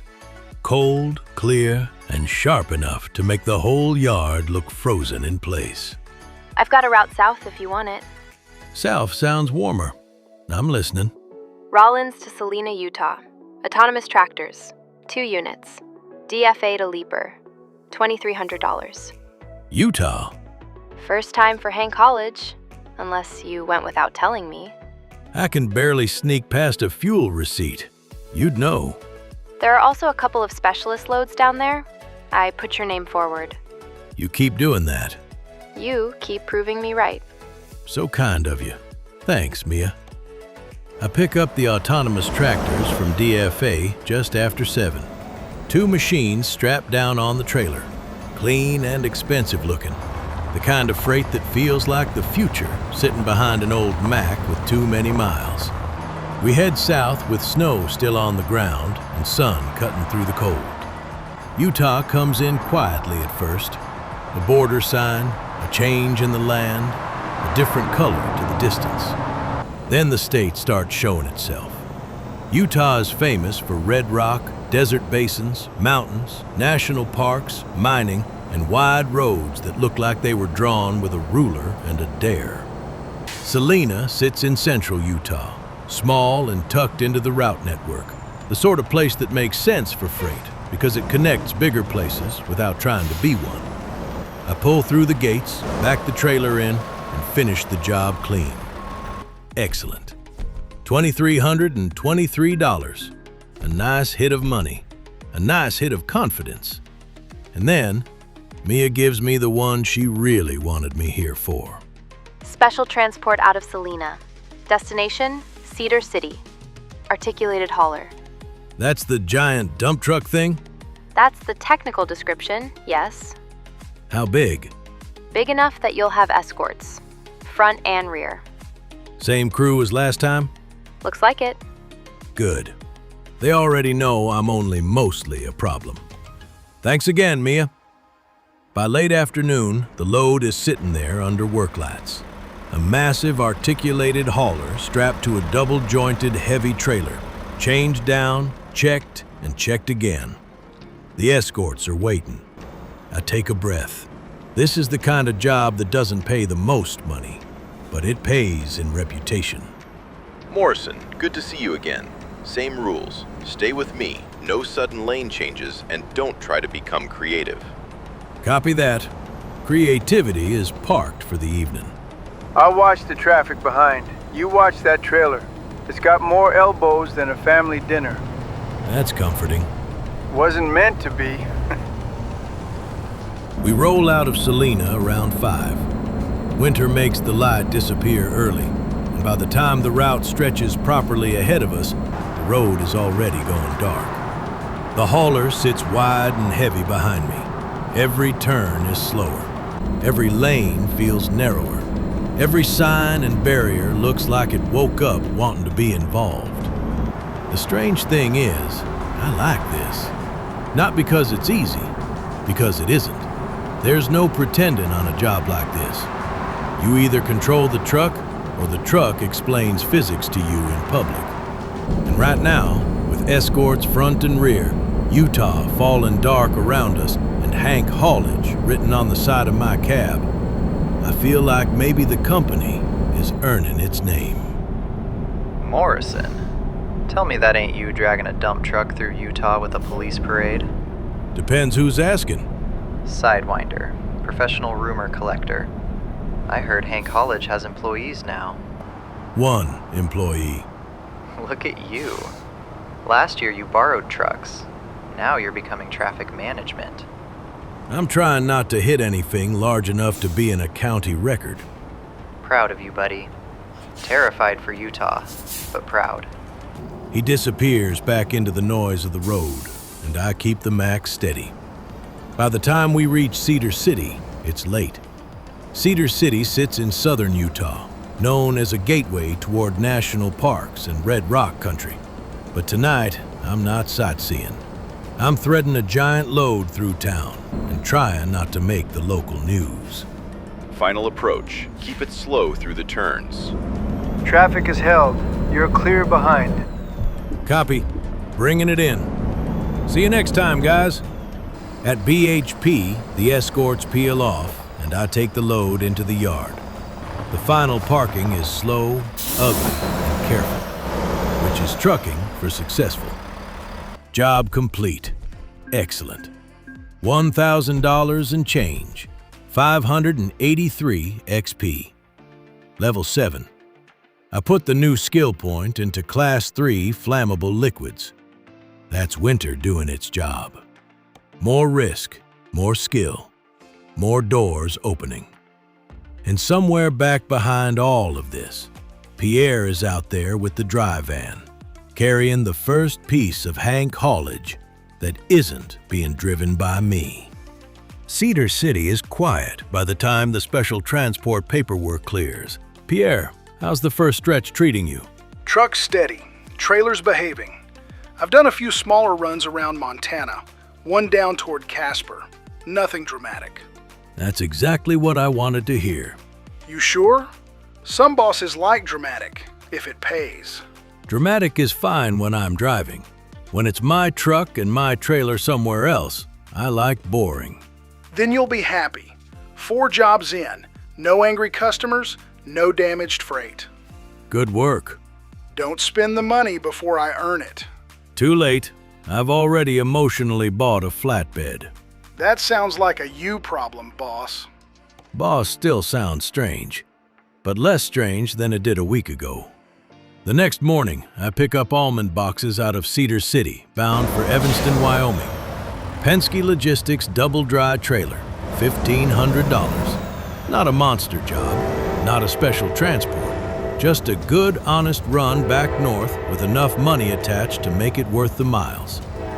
The snow returns on the way up. White shoulders, gray highway. The kind of winter that makes the world feel quieter even when the truck is working hard. Evanston is new to me, sitting in southwest Wyoming near the Utah line. It has that border town feeling, useful, practical, shaped by roads and rail and people passing through. I dropped the almond boxes at Keeney and Nagel. Excellent. $1,500 in the bank. From Evanston, I grab a load of big tires heading back into Utah, to Vernal. Kiewit to ExxonMobil, $1,000. Vernal sits in northeastern Utah, known for energy, mining, and dinosaur country, which is a strange combination until you spend enough time out here. and realize the land has been keeping old things under it for a very long time. The tires are easy freight compared to what I've been hauling. Big, visible, useful. The kind of job that doesn't scare you, but still pays the bills. Another delivery, another excellent rating, another $1,000. You still in Vernal? Just dropped tires. Good. I've got chlorine from Vernal to Ogden, UOP to BNSF. 51,000 pounds, $2,325. That's the new flammable liquids license already paying off? Technically, chlorine isn't a flammable liquid, but it sits in the hazardous world you've been unlocking. Dangerous enough to make people careful, valuable enough to make them pay. That's a very Mia way to sell poison. I prefer regulated freight. Of course you do. Have fun out there. Alvarez out. I hook onto the chlorine load and pull out with a different kind of attention. Hazardous cargo changes the way you think. It isn't just weight, it's consequence. No sharp moves, no stupid chances, no pretending the trailer behind you is just another box.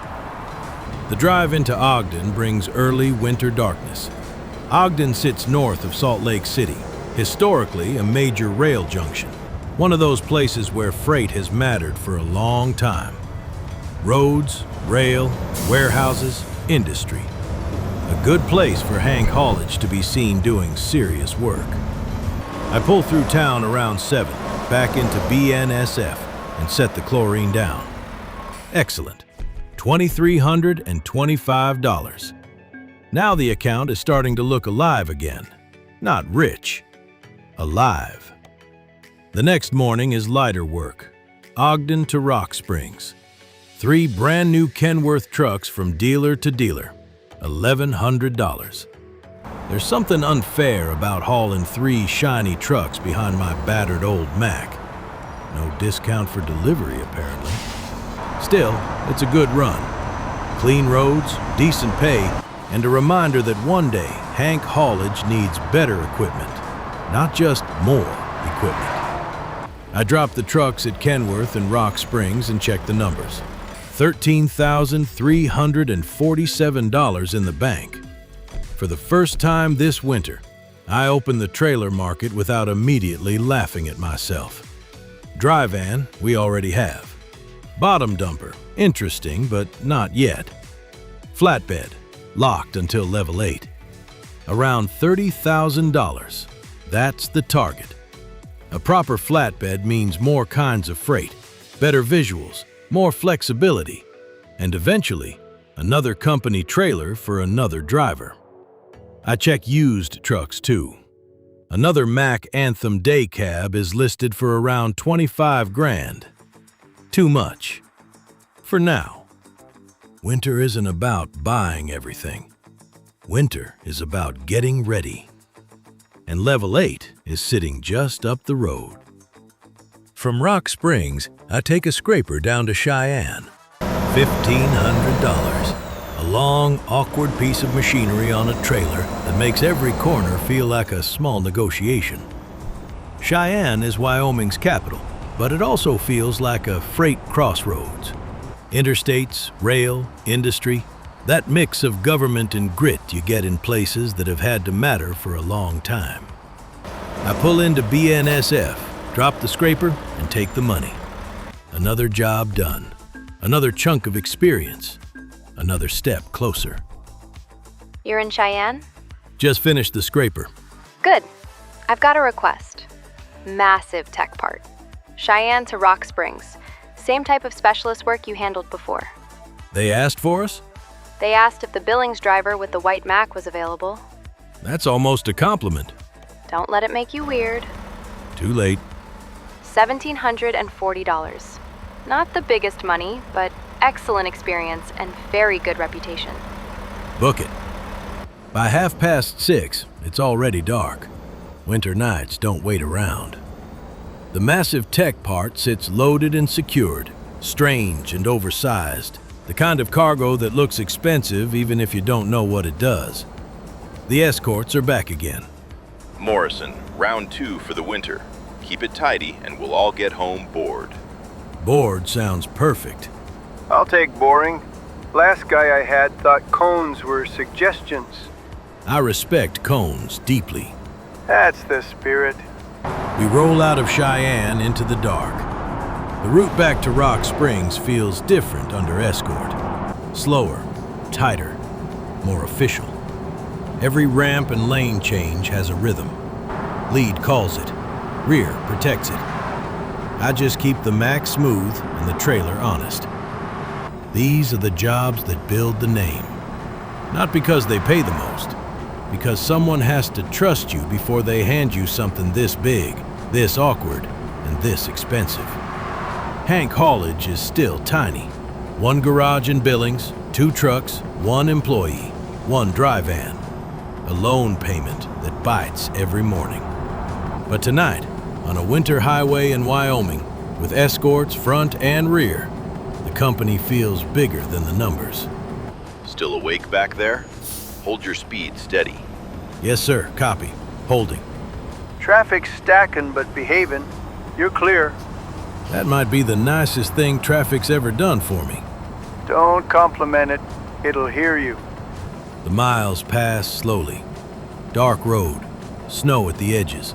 Lights ahead, lights behind, and the tech part sitting there like a test I'm not allowed to fail. By the time Rock Springs comes back into view, I'm tired in that deep, quiet way that makes everything feel sharper. Final turn ahead. Wide entry. Take the space. Back is clear. Nice and easy. Bringing it in.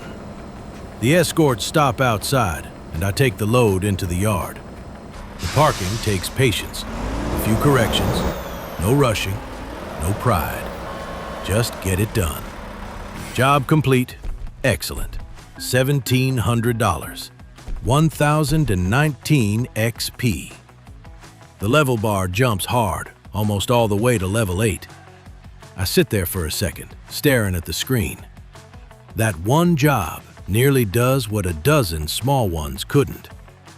That's the lesson. Not every load is equal. Some pay in money, some pay in reputation, some drag the whole company forward. The last shown run of winter is simpler. Rock Springs to Price, Utah. 3 brand new blue Kenworths from Kenworth to Kenworth. $1,300. I hook them up in the snow, pull out carefully, and head south as winter starts running out beneath the tires. Price is new ground too, sitting in eastern Utah, shaped by mining, highways, and that rugged space between mountains and desert. I back the load into the Kenworth yard and complete the delivery. Another excellent rating, another city reached, another bit of Utah added to the Hank Haulage map. After that, the final days of winter blur together. A few smaller runs, a few fuel stops. Pierre sending short updates from Montana and Wyoming. Loan payments coming out every morning. Money in, money out. The company breathing. Not comfortably yet, but breathing. And then, finally, the number hits. Level 8. Flatbed unlocked. Winter starts with $500, a second truck, a new employee, and a loan big enough to make the garage feel haunted. It ends with Utah on the map, special cargo behind us, hazardous freight unlocked, Pierre working steady, and level 8 in the books. The flatbed is waiting. Spring is coming. And for the first time this year, I don't just have a problem to solve. I have the next piece of the company ready to buy. Spring arrives in Billings without asking permission. One week there's snow packed against the garage doors. The next, the roads are dry. The yard looks alive again. And Hank Haulage has just enough money to make one more dangerous decision. $31,763 in the bank. The flatbed trailer costs $30,700, which means, mathematically, I can afford it. Emotionally, that's a different question. This is how trucking gets you. You spend winter clawing your way out of the hole, telling yourself you're finally getting ahead. Then spring turns up with sunshine and a purchase screen. But this isn't chrome. This isn't paint. This isn't me trying to look like a bigger company than I am. This is equipment. Pierre has the dry van out earning with the second Mack. If Hank Haulage is going to keep growing, we need another trailer. Something useful, something flexible, something that lets us haul machinery, materials, construction loads, and all the awkward things that don't fit neatly inside a box. So I buy it. $30,700 gone. A new flatbed trailer delivered to Billings. $1,000 left in the account. Perfect. Terrifying, but perfect. I hook the new flatbed up in the yard, and for a moment I just sit there looking at it in the mirror. It changes the whole shape of the truck. The dry van made Hank Haulage feel like a company. The flatbed makes it feel like a company with options. First stop is not a job. It's the service center down the road. Spring service. The Mack has worked hard through winter, and if I'm going to bet the entire company on another season of freight, I need it to start clean. The service costs $885. That leaves the bank looking paper thin again. But the truck is ready, the flatbed is ready, and I need work immediately. New trailer is showing on your company profile. That was fast. Systems update quicker than common sense. Good thing I only use one of those. Cargo Market has something from Billings to Butte. Clamshell buckets, 4 of them. Newmont to Lennar, 29,000 pounds, $1,653. That's not bad for a first flatbed run. It's also close enough that if you embarrass yourself backing it in, only Montana has to know. Supportive as ever. I pull into Newmont in Billings and back the flatbed into the loading area.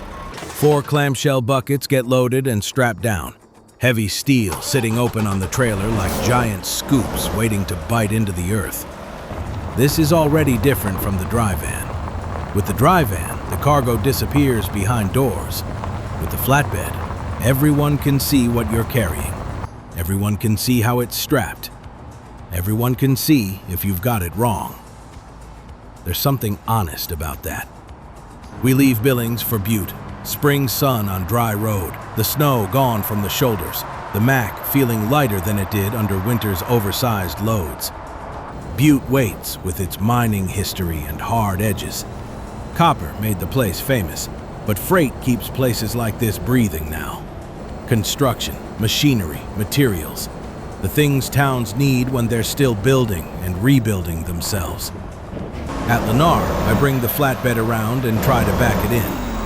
Try is the important word. It doesn't fold like the heavy trailers, and it doesn't hide its mistakes like the dry van. It responds quickly, almost too quickly, and I have to pull forward once before getting it lined up. But it goes in. Job complete. Excellent. $1,653, 122 XP. Level 8 still has a long road ahead, but the flatbed has paid its first bill. I don't call Mia for the next one. I just check the market and find something too good to ignore. Butte to Coeur d'Alene, Idaho. Rough terrain forklifts, $2,000. Idaho is becoming more than a border now. It's becoming part of the route. Mountain roads, forested stretches, water, towns tucked into valleys. The kind of place where a flatbed feels useful. The drive takes me into night. Coeur d'Alene sits in northern Idaho, known for its lake, timber country, tourism, and that clean mountain town look that makes you understand why people visit and never quite leave. I pull into the warehouse area, set the forklifts down, and finish the job. Excellent. $2,000. And then the level bar finally gives me another skill point. Class 4 hazardous freight unlocks.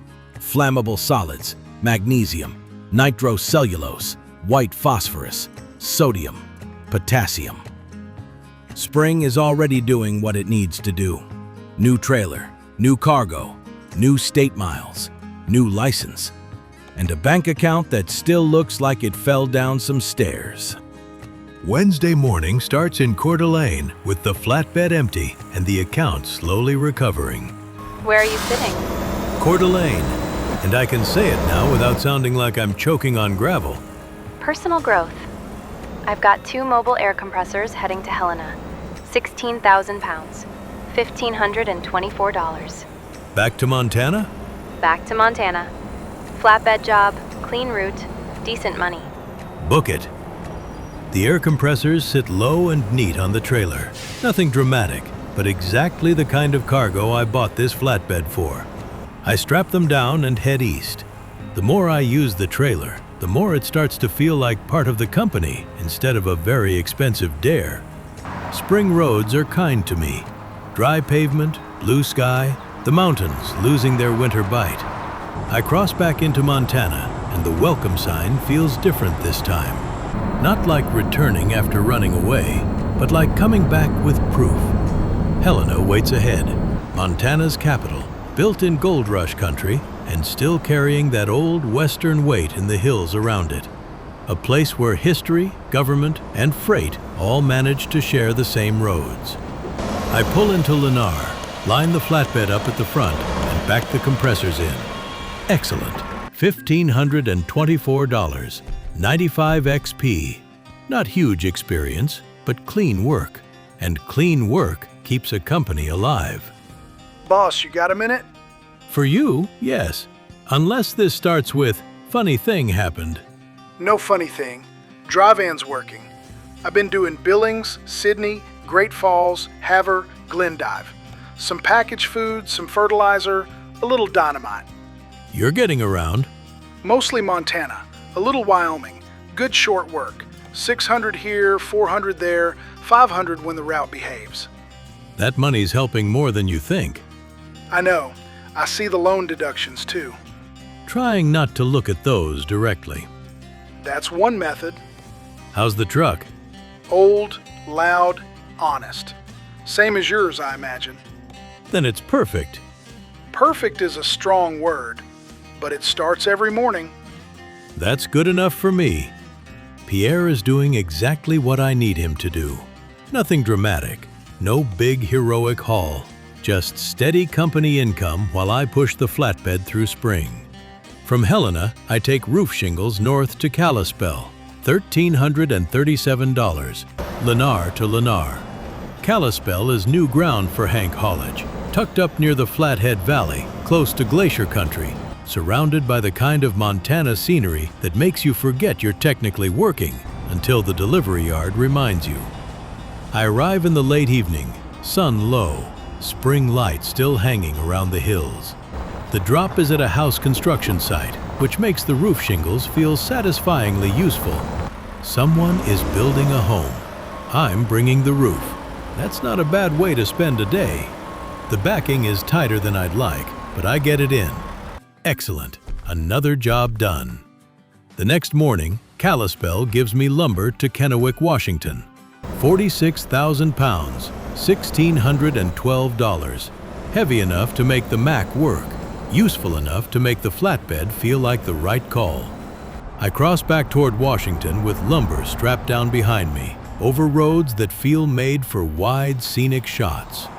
At one point, I cross a suspension bridge, and the whole thing feels like Hank Haulage is stretching itself across the Northwest, one load at a time. Kennewick sits dry and open in the Tri-Cities region, where the Columbia River and freight routes give the place its pulse. I drop the lumber at Lennar. Excellent. $1,600. Only 33 XP, which is the problem starting to show itself. The money is coming in. The experience isn't. Still, the bank matters too. Kennewick to Lewiston, Idaho gives me 2 more rough terrain forklifts, $1,100, and I take it partly because it pays, but mostly because Lewiston is new. Not Lewistown, Montana, Lewiston, Idaho. Different place, different state. Very easy to confuse if you say it too fast into a microphone and hope nobody notices. The drive into Lewiston gives me time to think. Spring's goal is clear now. Use the flatbed, build the bank, save for another truck. Because by summer, if this works, Hank Haulage can hire driver number 2. And And if that happens, the flatbed I'm so proud of might end up with someone else, too. That's growth, apparently. You buy things, get attached to them, then hand them away so the company can grow bigger than your own hands. Ray was right. I'm starting to hate how often that happens. Lewiston clears clean. Excellent delivery. Another $1,100 in the bank, taking us close to $8,000. Not rich, but moving. Still in Lewiston? Just dropped the forklifts. Square tubing. Lewiston to Seattle. Metal West to Kenworth. $1,400. Flatbed keeps finding metal. That is generally what flatbeds do. Fair point. Thanks, Mia. The square tubing loads neatly. Long lines of steel stacked and strapped across the trailer. It's the kind of cargo that makes the flatbed look professional, which is helpful because I'm still learning how to look professional while backing it. I leave Lewiston in the evening, heading for Seattle through the night. Seattle after dark is a different creature. City lights, wet-looking roads, traffic, signs, ramps, headlights sliding over the cab. When I first came here in autumn, Seattle felt massive. Now it still feels massive, but less impossible. That's progress. I pull into the Kenworth drop-off, back the flatbed into place, and unload the square tubing. Excellent. $1,400. Slow progress through level 8. Too slow, honestly. But the account is growing, and every job with the flatbed makes me better at using it. The next morning, I find Seattle to Spokane. More rough terrain forklifts, $1,800. At this point, I'm starting to think half the Pacific Northwest is just moving forklifts around and pretending that's a logistics strategy.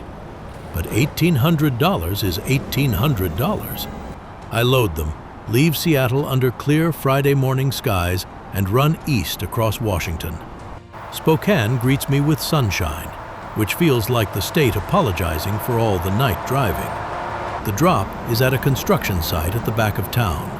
Tight enough to make the trailer interesting, not tight enough to ruin my day. I back it in clean. Excellent. Good money. A bit of extra XP from the maneuver. Those parking bonuses matter now. Every little bit counts. Spokane to Port Angeles. Rough terrain forklifts again. BHP to Liebherr. $2,100. Port Angeles is new. And this one has a ferry crossing. A ferry? With the truck? That is how vehicle ferries usually work, yes. I don't know if I like how calm you are about driving a loaded flatbed onto a boat. You'll be fine. Route takes you through Coopville, ferry to Port Townsend, then onward to Port Angeles. 35 minutes across. $100 ticket. You're enjoying this. A little. Don't get seasick. Alvarez out. I take the job. Because new places matter. Because $2,100 matters. And because apparently Hank Haulage now does boats. The forklifts get loaded, strapped, checked twice, and I leave Spokane under a clean blue sky. Morrison, I keep hearing you're hauling forklifts all over Washington. That's because apparently Washington can't decide where to keep them. You got that flatbed now, right? Bought it this spring. Look at you. First year, no truck. Now you're out here collecting trailers like state stamps. I've got 2 trailers, and one of them is with Pierre. That's how it starts. Next thing you know, you'll have a dispatcher, 3 drivers, and a coffee machine you call corporate infrastructure. Don't tempt me. A coffee machine might be the smartest purchase we make all year. Catch you around, Hank Morrison. The drive west turns into one of those spring days that makes the whole job feel lighter. Roads open up, the light stays long, and the flatbed follows steady behind me. As the ferry approach comes closer, I call Cliff. Cliff, have you ever taken the Coopville ferry with a truck? Several times. Anything I should know? Drive straight on. Don't overthink it. Pay the ticket. And don't act like the boat's waiting to personally insult you. So, normal truck stuff, but floating. Exactly. And Morrison? Yeah? Check your straps before you board and after you roll off. Already planned to. Good. Maybe you're becoming useful. I pull into the ferry terminal at Coopville, pay the $100, and drive onto the boat. For 35 minutes, the truck is still. That almost feels wrong. The water sits around us, the evening light soft over the crossing, and for once, I'm moving without the tires doing the work. Port Townsend waits on the other side. The ferry docks. I roll off, stop long enough to check the load, then carry on toward Port Angeles. It's nearly 11 at night by the time I arrive. Dark roads, coastal air, and the feeling that this is a place I want to see properly in the morning. The drop-off is quiet. I back in, unload the forklifts, and finish the job. Excellent. $2,100, 95 XP. And I park for the night with the feeling that spring has finally given me something different. Not just another load. A memory. Saturday morning in Port Angeles is worth waking up for. The night before, it was just headlights and a delivery yard. Now the place has shape. Water, hills, roads, that edge-of-the-map feeling you get in a port town. The cargo market offers more rough terrain forklifts, because apparently the forklift migration continues. Port Angeles to Colville, $2,287. I take it. We load up, leave town, catch the ferry back across, and run east through Washington. By now, spring has turned into a rhythm. Load, strap, drive, back in, get paid, check Pierre's reports, watch the loan take its bite, look for the next step. Colville comes in later, up in northeastern Washington, close to forests and smaller roads, the kind of place that feels far from Seattle, even though it's in the same state. I climb to the construction yard at the back of town, set the forklifts down, and take the money. $14,885 in the bank. Now the number is starting to matter. From Colville, I take lumber to Grangeville, Idaho, $1,174. Mostly because we haven't been there yet. That's becoming part of the job now. Not just the biggest pay, not just the shortest route, but building out the map one town at a time. Grangeville sits in north-central Idaho, a small town surrounded by big landscape, close to the Camas Prairie and the kind of country that makes freight feel personal. Smaller towns need deliveries too, sometimes more than the big places, because there's less margin for things not showing up. I pull into Tractor Supply Company late at night and drop the lumber. Excellent. Then, because apparently sleep is something I only respect in speeches, I take another lumber job. Grangeville to Bozeman, Montana, $1,713. An overnight run. Not the smartest idea, but a useful one. This is the danger of trying to grow. Every job looks like progress. Every hour awake looks like money. But there's a line somewhere between hard-working and stupid. And I'm fairly sure I've parked on it with the engine running. Still, the road is quiet, the Mack is steady, and the lumber needs to be in Bozeman. Morning arrives with Montana countryside opening around me. Bozeman sits in the Gallatin Valley, surrounded by mountains, growing fast, full of construction, students, tourists, and all the pressure that comes with a place people keep moving to, which makes lumber a fitting delivery. I bring the load into the yard and back it in after a couple of corrections. Not perfect, but clean. Excellent rating, 111 XP, $1,713. That one helps. Now I need to go home. Bozeman to Billings. Insulation panels from XPO Logistics to Keeney & Nagel, $859. Small job, home direction, perfect end to spring. I load the blue insulation panels onto the flatbed and take the final stretch east. Billings comes back into view on the last day of the season, and I feel that familiar pull of the yard before I even reach it. First, the delivery. I pull into Keeney & Nagel, line the flatbed up, and back it in first time. That feels better than the money. Job complete. Excellent. A small bit of XP, $859. Final spring bank balance, $18,980.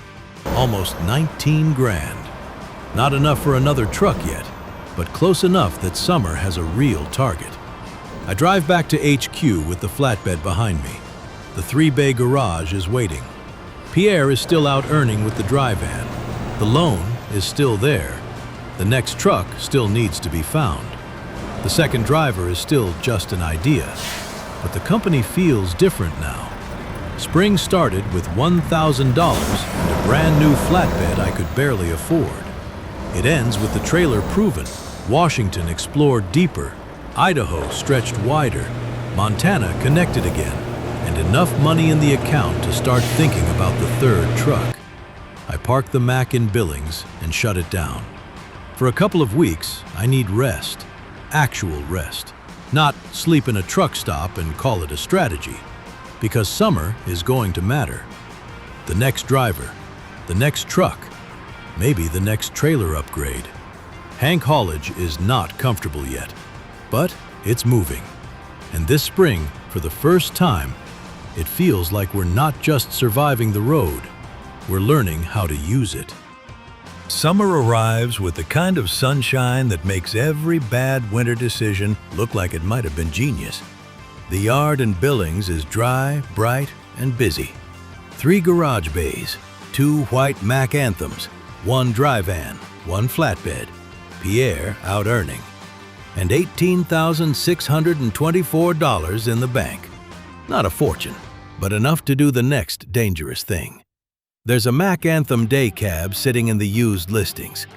White, same as ours, same make, same model, 3-star condition, 659,000 miles on the clock, $17,681. It's more expensive than the last 2. Of course it is. The moment you start needing something, the world seems to notice and adds a handling fee. But this is exactly what I wanted. A matching truck. Same fleet look, same parts, same feel. If Hank Haulage is going to grow, I like the idea of the trucks looking like they belong together. So, I buy it. The third white Mack Anthem gets delivered into the final garage slot at Billings. And just like that, the garage is full. 3 trucks. A year ago, I didn't own 1. Now I own 3, and somehow feel poorer than ever. Which means we don't need a celebration. We need another driver. The recruitment list gives me a name. Edward. Driver rating 0.8. Asking wage $61 per delivery plus 51 cents a mile. Some experience in just-in-time deliveries and high-value cargo. Not elite, but useful. And more importantly, available. Edward, this is Hank Morrison from Hank Haulage in Billings. Good morning, Mr. Morrison. I saw the opening. You're hiring for a company truck? That's right. Small fleet, growing fast, sometimes faster than I'd like. You'd be driving a used Mack Anthem day cab. Used does not bother me. Bad maintenance does. Then we already agree on something. We keep them serviced. Not fancy, but honest. What kind of work? Mostly Montana to start. Some Wyoming, maybe Idaho once you're settled. We've got a dry van and a flatbed in the company now. You and Pierre will work between them depending on the load. Pierre is the other driver? Yeah, steady guy. He'll help you get used to how we do things. Then I'd like the opportunity. You got it. Welcome to Hank Haulage. Thank you, boss. I'll make the truck earn. Boss still sounds strange. But now there are 2 people saying it. I assign Edward to the third Mack, set the garage, and watch the company roster update. You filled the third bay. You say that like you were watching the bank account cry. I don't need to watch. I can hear it from here. $443 left. Bold. I was hoping you'd say visionary. Visionaries still need fuel. What's the plan? Pierre and Edward run company work. Dry van and flatbed between them. I go back to freight jobs for the rest of summer and chase experience. Big loads, hard backing. Special transport if you can find it. Good. You don't need comfortable work right now. You need reputation work. Exactly. Billings to Casper. 3 Peterbilt trucks, $1,600. Dealer transfer. That'll do for a start. And once you're in Casper, there are specialist jobs available. That's what I wanted to hear. I leave the Billings depot with the company suddenly bigger behind me, and almost nothing in the account ahead of me. Pierre and Edouard are already out getting started. The dry van and flatbed are no longer just purchases. They're tools, they're income. They're little pieces of Hank Haulage moving around the map without me. That should feel great. It mostly feels terrifying. I pull into the Peterbilt yard in Billings and hook onto 3 brand new trucks. There's something funny about hauling other people's shiny new machines while my own Mack is old enough to have opinions about the weather. But freight is freight. The road to Casper is bright and clean, summer blue over Wyoming. No snow left anywhere, no winter gray pressing down on the cab. Casper arrives under clear skies, and I bring the load into the Peterbilt dealer, circle around back, and park the 3 trucks where they need to go. Excellent delivery, $1,600. The bank gets a pulse again. Before I leave the yard, I get the Mack serviced, $273. A small hit, but worth it. If summer is going to be a hard push, the truck needs to be ready. And Mia was right. Casper has specialist work waiting. A haul truck chassis. Massive, awkward, heavy, and perfect. The money isn't huge, but the experience is. That matters now. Level 10 is the target before summer ends. More skill points, more license, more reputation. If Hank Haulage is going to grow, I need to grow with it. Workers secure the haul truck chassis onto the trailer, chains and straps pulled tight, escorts waiting ahead and behind. Traffic behind is light. I'll keep them back once we roll. Appreciate it. You've done enough of these now. Same rules, no surprises. That's my favorite kind of job. We roll out at 3:20 in the afternoon. The haul truck chassis sits behind me like a bridge with wheels, huge and exposed, pulling every mirror into full-time employment. Casper's roads give way to open highway, then canyon roads, country roads, rock and sun and long shadows. These are the jobs I wanted for summer. Not just money, not just miles. Tests. A company doesn't build its name doing only the easy loads. At Newmont, I bring the chassis in, ease it into the unload area, and finish the job. Excellent. Just over $1,000. 538 XP. The level bar jumps hard toward level 9. That's why we're here. The normal jobs pay bills. The big ones build Hank. And this summer, both matter. If you want more specialist work, get yourself to Riverton. What's in Riverton? A transport helicopter. Military delivery. Riverton to Jackson. Night operation. You said helicopter? Yes. On a trailer? Usually how we avoid flying it. And they want us? They want a driver with specialist freight history, escort experience, and a clean record. That sounds more professional than I feel. Feelings don't go on the invoice. By night, I'm in Riverton with the helicopter loaded behind me. 33,000 pounds of military hardware strapped down in the dark. It's not the heaviest thing I've hauled. It might be the strangest. Morrison, night route to Jackson. Keep it smooth. Visibility is good, but we don't rush this one. Understood. There'll be some tighter sections on approach. I'll call them early. I'll stay with you. The town lights fall behind us, and Wyoming turns black beyond the headlights.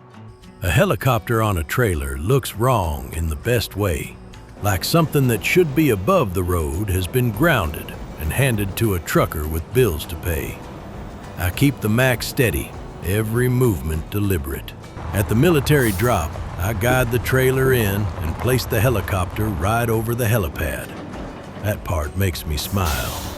If you're going to deliver a helicopter, you may as well park it where it looks like it belongs.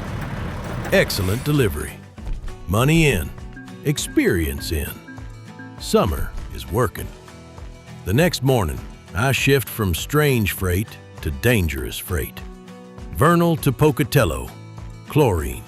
51,000 pounds. $3,500. That number gets my attention. This isn't special transport, but it's serious work, and it pays like serious work. I hook onto the tanker at UOP, check everything twice, and pull out under clean blue skies. Hazardous freight changes the rhythm. You don't drive scared. Scared makes you sharp for 5 minutes and useless after that. You drive respectful, smooth braking, more space. No lazy turns, no pretending the load doesn't matter. Pocatello, Idaho comes in with rail yards and industry, the sort of place where a chlorine tanker makes sense, even if you don't want to think too hard about what happens if it doesn't. I pull into BNSF, back it carefully, and unload. Excellent. $3,500. That one feels like summer finally paying us back. From the same area, I take anhydrous ammonia back to Billings. $2,500. It's another hazardous run, another big paying job, and a chance to swing through home without wasting the trip. The road back to Billings feels familiar, but the company doesn't. Not anymore. I'm not just going home to rest. I'm going home to check on a fleet. Small fleet. Still counts. I deliver the ammonia to UOP in Billings, backing into the factory area as the evening settles over town. Excellent again. The money is starting to stack. Not fast enough to relax, fast enough to believe. From Billings, I take aromatics to Gillette, Wyoming. $1,454. Gillette is new for us, and that matters. It sits in northeastern Wyoming, known for coal, energy, rail, and the kind of industrial freight that fits Hank Haulage perfectly. Not pretty in the postcard sense, but important, useful, working country. I drop the load under bright summer sun and keep moving. Gillette to Glendive. Grain in a double dry van setup. $1,300.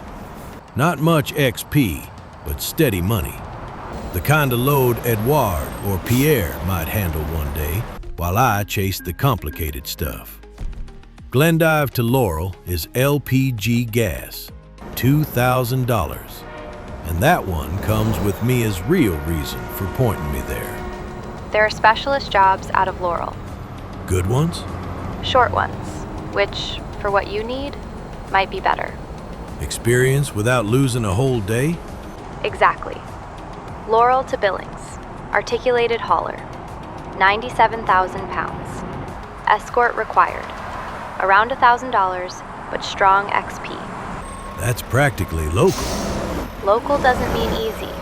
No, but it does mean I can get embarrassed close to home. I get the LPG into Laurel by early evening, money in the account, and then the articulated hauler is waiting. Massive machine. Short route, big experience. By 9:20 at night, escorts are in place. Short run tonight, Morrison. Laurel to Billings. Heavy load, simple route, but watch the turns. Copy that. Traffic's late. Should be clean. Let's keep it that way. The run is quick compared to the others, but the weight makes it feel serious. 97,000 pounds behind the Mack, moving through the dark toward Billings. We bring it into the construction yard up behind town, and I ease the load into place. Excellent. Around $1,000, nearly 500 XP. Level 9. That's a huge moment. One more level to go. Back at base, I park for a rest and check the driver logs. Pierre is moving loads through Montana and Wyoming. Edouard is getting started, slower but steady, taking his first runs without drama. That's all I want from him right now. Boss, Edward's settling in. He behaving? Better than the trailer jackknife I saw at a fuel stop this morning, so yes. I'm on channel 2, you know. Good. Then hear this. Take the turns wider than you think. I've been doing that. And check the straps more than you think. I've been doing that too. Then you might survive us. That's the goal. Both of you keep it steady. No hero freight, no rushing. We're building this one clean. Understood. Copy that, boss. 2 drivers, 2 trailers, 3 trucks. Level 9. The company is moving. Summer starts to blur after that. Not because nothing happens, because too much happens. Loads come in faster. Driver reports stack up. Fuel bills land. Loan payments disappear every morning like clockwork. Pierre earns. Edouard earns. I keep chasing specialist work because normal freight is good for money, but the big jobs are what move the level bar. The next one is almost funny. Laurel to Billings again. Huge tires this time, probably for the same kind of machine we dragged in the day before. Another escort, another short run, another chunk of experience. The tires sit enormous on the trailer, black circles big enough to make the Mack look like a toy. We deliver them into Newmont in Billings. Excellent. Around $800. Another 400 plus XP. The level 10 target gets closer. Mia's already looking further down the road. If you want more specialist work, you need to head for Laramie. Wyoming again? That's where the next batch is. I can get you paid to move that direction. Billings to Laramie. Work truck chassis. Midas to Ford. $1,200. And then special jobs after that? Yes.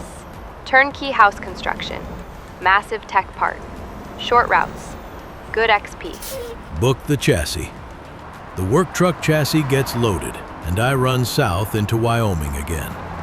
Laramie sits in southeastern Wyoming, a university town, railroad town, and high plains kind of place where the sky feels too big and the wind always looks like it's got plans. I drop the chassis at Ford late in the evening. Excellent. Then I don't sleep, which is not smart, but the next special job is ready, and the end of summer is starting to feel close. Laramie to Rawlins, turnkey house construction, $700, good XP. A whole house section sitting on the trailer in the middle of the night. Morrison, late run, Laramie to Rawlins. Keep it clean and watch the shoulder. Copy. You good to drive? Tired, but legal and focused. Stay honest about that. Cargo isn't worth you nodding off. Understood.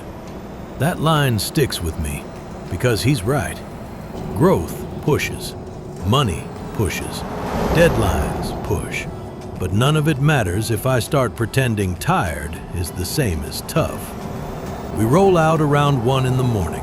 A house on the back of a trailer, Wyoming dark around us. Escort lights cutting the road ahead. Rawlins comes around 3. I deliver the structure to Lennar, slow and careful, and complete the job. Excellent. $700. Around 350 XP. Then I rest. Properly. The next day, I go back for the massive tech part. Laramie to Rawlins again. $800. More XP.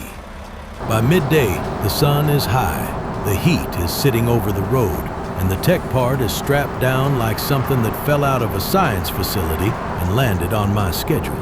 Same corridor, different headache. That should be on a trucking continuity mug. You'd sell 3. That's 2 more than I expected. The run is clean. Bright sun, hot road, heavy trailer, short route, and another delivery into Rawlins. Excellent. More than 300 XP. Level 9.5. Close now. Close enough that I start looking at the money and the company at the same time. Pierre and Edouard are both bringing in cash. Not huge numbers individually, but together it matters. A few hundred here, a few hundred there, driver reports ticking through Montana, Wyoming, and short regional runs. That is the magic of the company. Not one big payday. Movement without me touching every load. I open the trailer options and look at the dry van upgrade. Extended dry van. Around $30,000. That would make Pierre's side of the company stronger. More cargo options. Better capacity. a more serious company trailer. But $30,000 is a lot, and it isn't the only option. A second garage is out there too. Boise, Seattle, somewhere beyond Billings. Mia gives me Rawlins to Salt Lake City. Mobile crusher, $2,700. That's too good to ignore. Salt Lake City is new enough to feel important. Utah's capital, set beside the Great Salt Lake and framed by mountains, with freight, mining, distribution, and interstates all pulling through it. It feels like the kind of city that could matter later if Hank Haulage keeps pushing south. I bring the mobile crusher into a construction yard and complete the delivery. Good money. Not enough XP. That's the story of summer now. The jobs that pay don't always teach. So I take a smaller route from Salt Lake City to Boise. Telescopic handler. Not much money, around $670. But Boise is new, and Boise matters. Idaho's capital, a growing city, a practical middle point between Washington, Montana, Utah, and Wyoming. If Hank Haulage ever opens another garage, Boise starts to make a dangerous amount of sense. I arrive at night, city lights sitting under the Idaho sky, and drop the handler at a building site. Excellent. 95 XP. Small, but useful. Saturday morning, Mia gives me exactly what I need. Boise to Grangeville. Large reservoir tank. Special transport. $1,188. How much experience? Enough that you'll care. That's the sales pitch. It's also a scenic route. Rivers, bridges, valleys. Try not to enjoy yourself too loudly. No promises. The reservoir tank is loaded in Boise, huge and rounded on the trailer. Escorts ready in the summer sun. Boise to Grangeville. Watch the curves, especially through the valley sections. Copy. Traffic's moderate. I'll keep space behind you. Appreciate it. This one is beautiful. There's no other way to say it. Low rivers cutting through the landscape, valleys wrapped in hills, bridges, sunlight. The sort of route that reminds me why driving still matters, even now that the company is getting bigger behind the scenes. Hank Haulage might become garages and drivers and accounts one day, but this is still the heart of it. A truck, a road, a difficult load, a place I haven't seen before. Grangeville appears like a small town tucked inside huge country. I guide the reservoir tank to the drop-off out back, line it up, and finish the job. Excellent. 779 XP. $1,186. And there it is. Level 10. That one feels different. Not because level 10 is the end, because it proves the summer worked. I put the skill point into the final hazardous license. Class 8 corrosive substances, sulfuric acid, sodium hydroxide, the kind of cargo that makes paperwork sweat. The last few jobs of summer are about finishing strong. Grand Ronde to Mack, Washington. Harvester, just over $2,100. A good machine load, the kind of freight that looks right behind the Mack, and another chance to push through the Northwest while the weather is still on our side. Mack sits in north-central Washington, in country shaped by orchards, dry hills, and routes that feel far away from Seattle's city weight. It's another dot on the map becoming real. The Harvester gets delivered clean. Excellent. Then I move quickly to Yakima for the final run. Yakima to Nampa, Idaho. Autonomous tractor, $2,200. It feels right ending summer with farm machinery. This whole year has been about growing something. Not crops, but a company. Still needs money, still needs timing, still gets ruined if you rush it in the wrong season. I load the autonomous tractor and head out under clear blue skies. Summer driving with the windows down is a different kind of work. The engine sounds warmer, the road feels wider, the whole world seems less interested in fighting you. I think about where year 2 started. Washington border, Jack's stolen car on the shoulder, a dry van behind me, almost no money. Then Seattle. Ray Callahan telling me that owners give up the thing they wanted so the company can use it better. Autumn gave us the garage upgrade, the loan, and Pierre. Winter gave us Utah, special freight, and level 8. Spring gave us the flatbed. Summer gave us Edouard, the third Mack, level 10, and enough money to make a choice. Not enough to do everything, enough to choose one direction. Nampa arrives in Idaho, part of the Boise metro area, close enough to make that second garage idea feel less like a dream and more like a map pin waiting for trouble. I pull into ADM, back the autonomous tractor into place, and complete the final delivery of summer. Excellent. 50 XP, $2,127. Final balance, $31,136. I sit in the cab and look at the number. 31 grand. 3 trucks, 2 trailers, 2 employees, 1 loan still biting every morning, and 1 company that has somehow outgrown the version of me that started it. Final job cleared. 31,000 in the bank. That's a lot better than 443. I was trying not to remember that number. You bought the 3rd truck, hired Edouard, pushed to level 10, and kept the drivers earning. That's a good summer. Why does it still feel like I'm behind? Because now you've got options. Options feel like pressure until you pick one. That sounds like something Ray would say. He probably stole it from someone with more invoices. So, what would you do? I'd narrow it to 3 choices. Go on. Upgrade the dry van. Pierre and Edouard can take better box freight. More flexible loads, more income from the equipment you already own. Practical. Second option, save toward another garage. Boise would make sense. It connects Idaho, Washington, Utah, Wyoming, and Montana better than Billings alone. That one sounds expensive. It is. And third? Upgrade your truck. Mine. You're still driving the oldest business problem in the company. Don't talk about the Mack like that. It has feelings. It has repair bills. Anyway, have a think about it, yeah? Alvarez out. That one lands because she's right. The Mack got me here, but getting here and staying here are 2 different things. So I'm leaving this one open.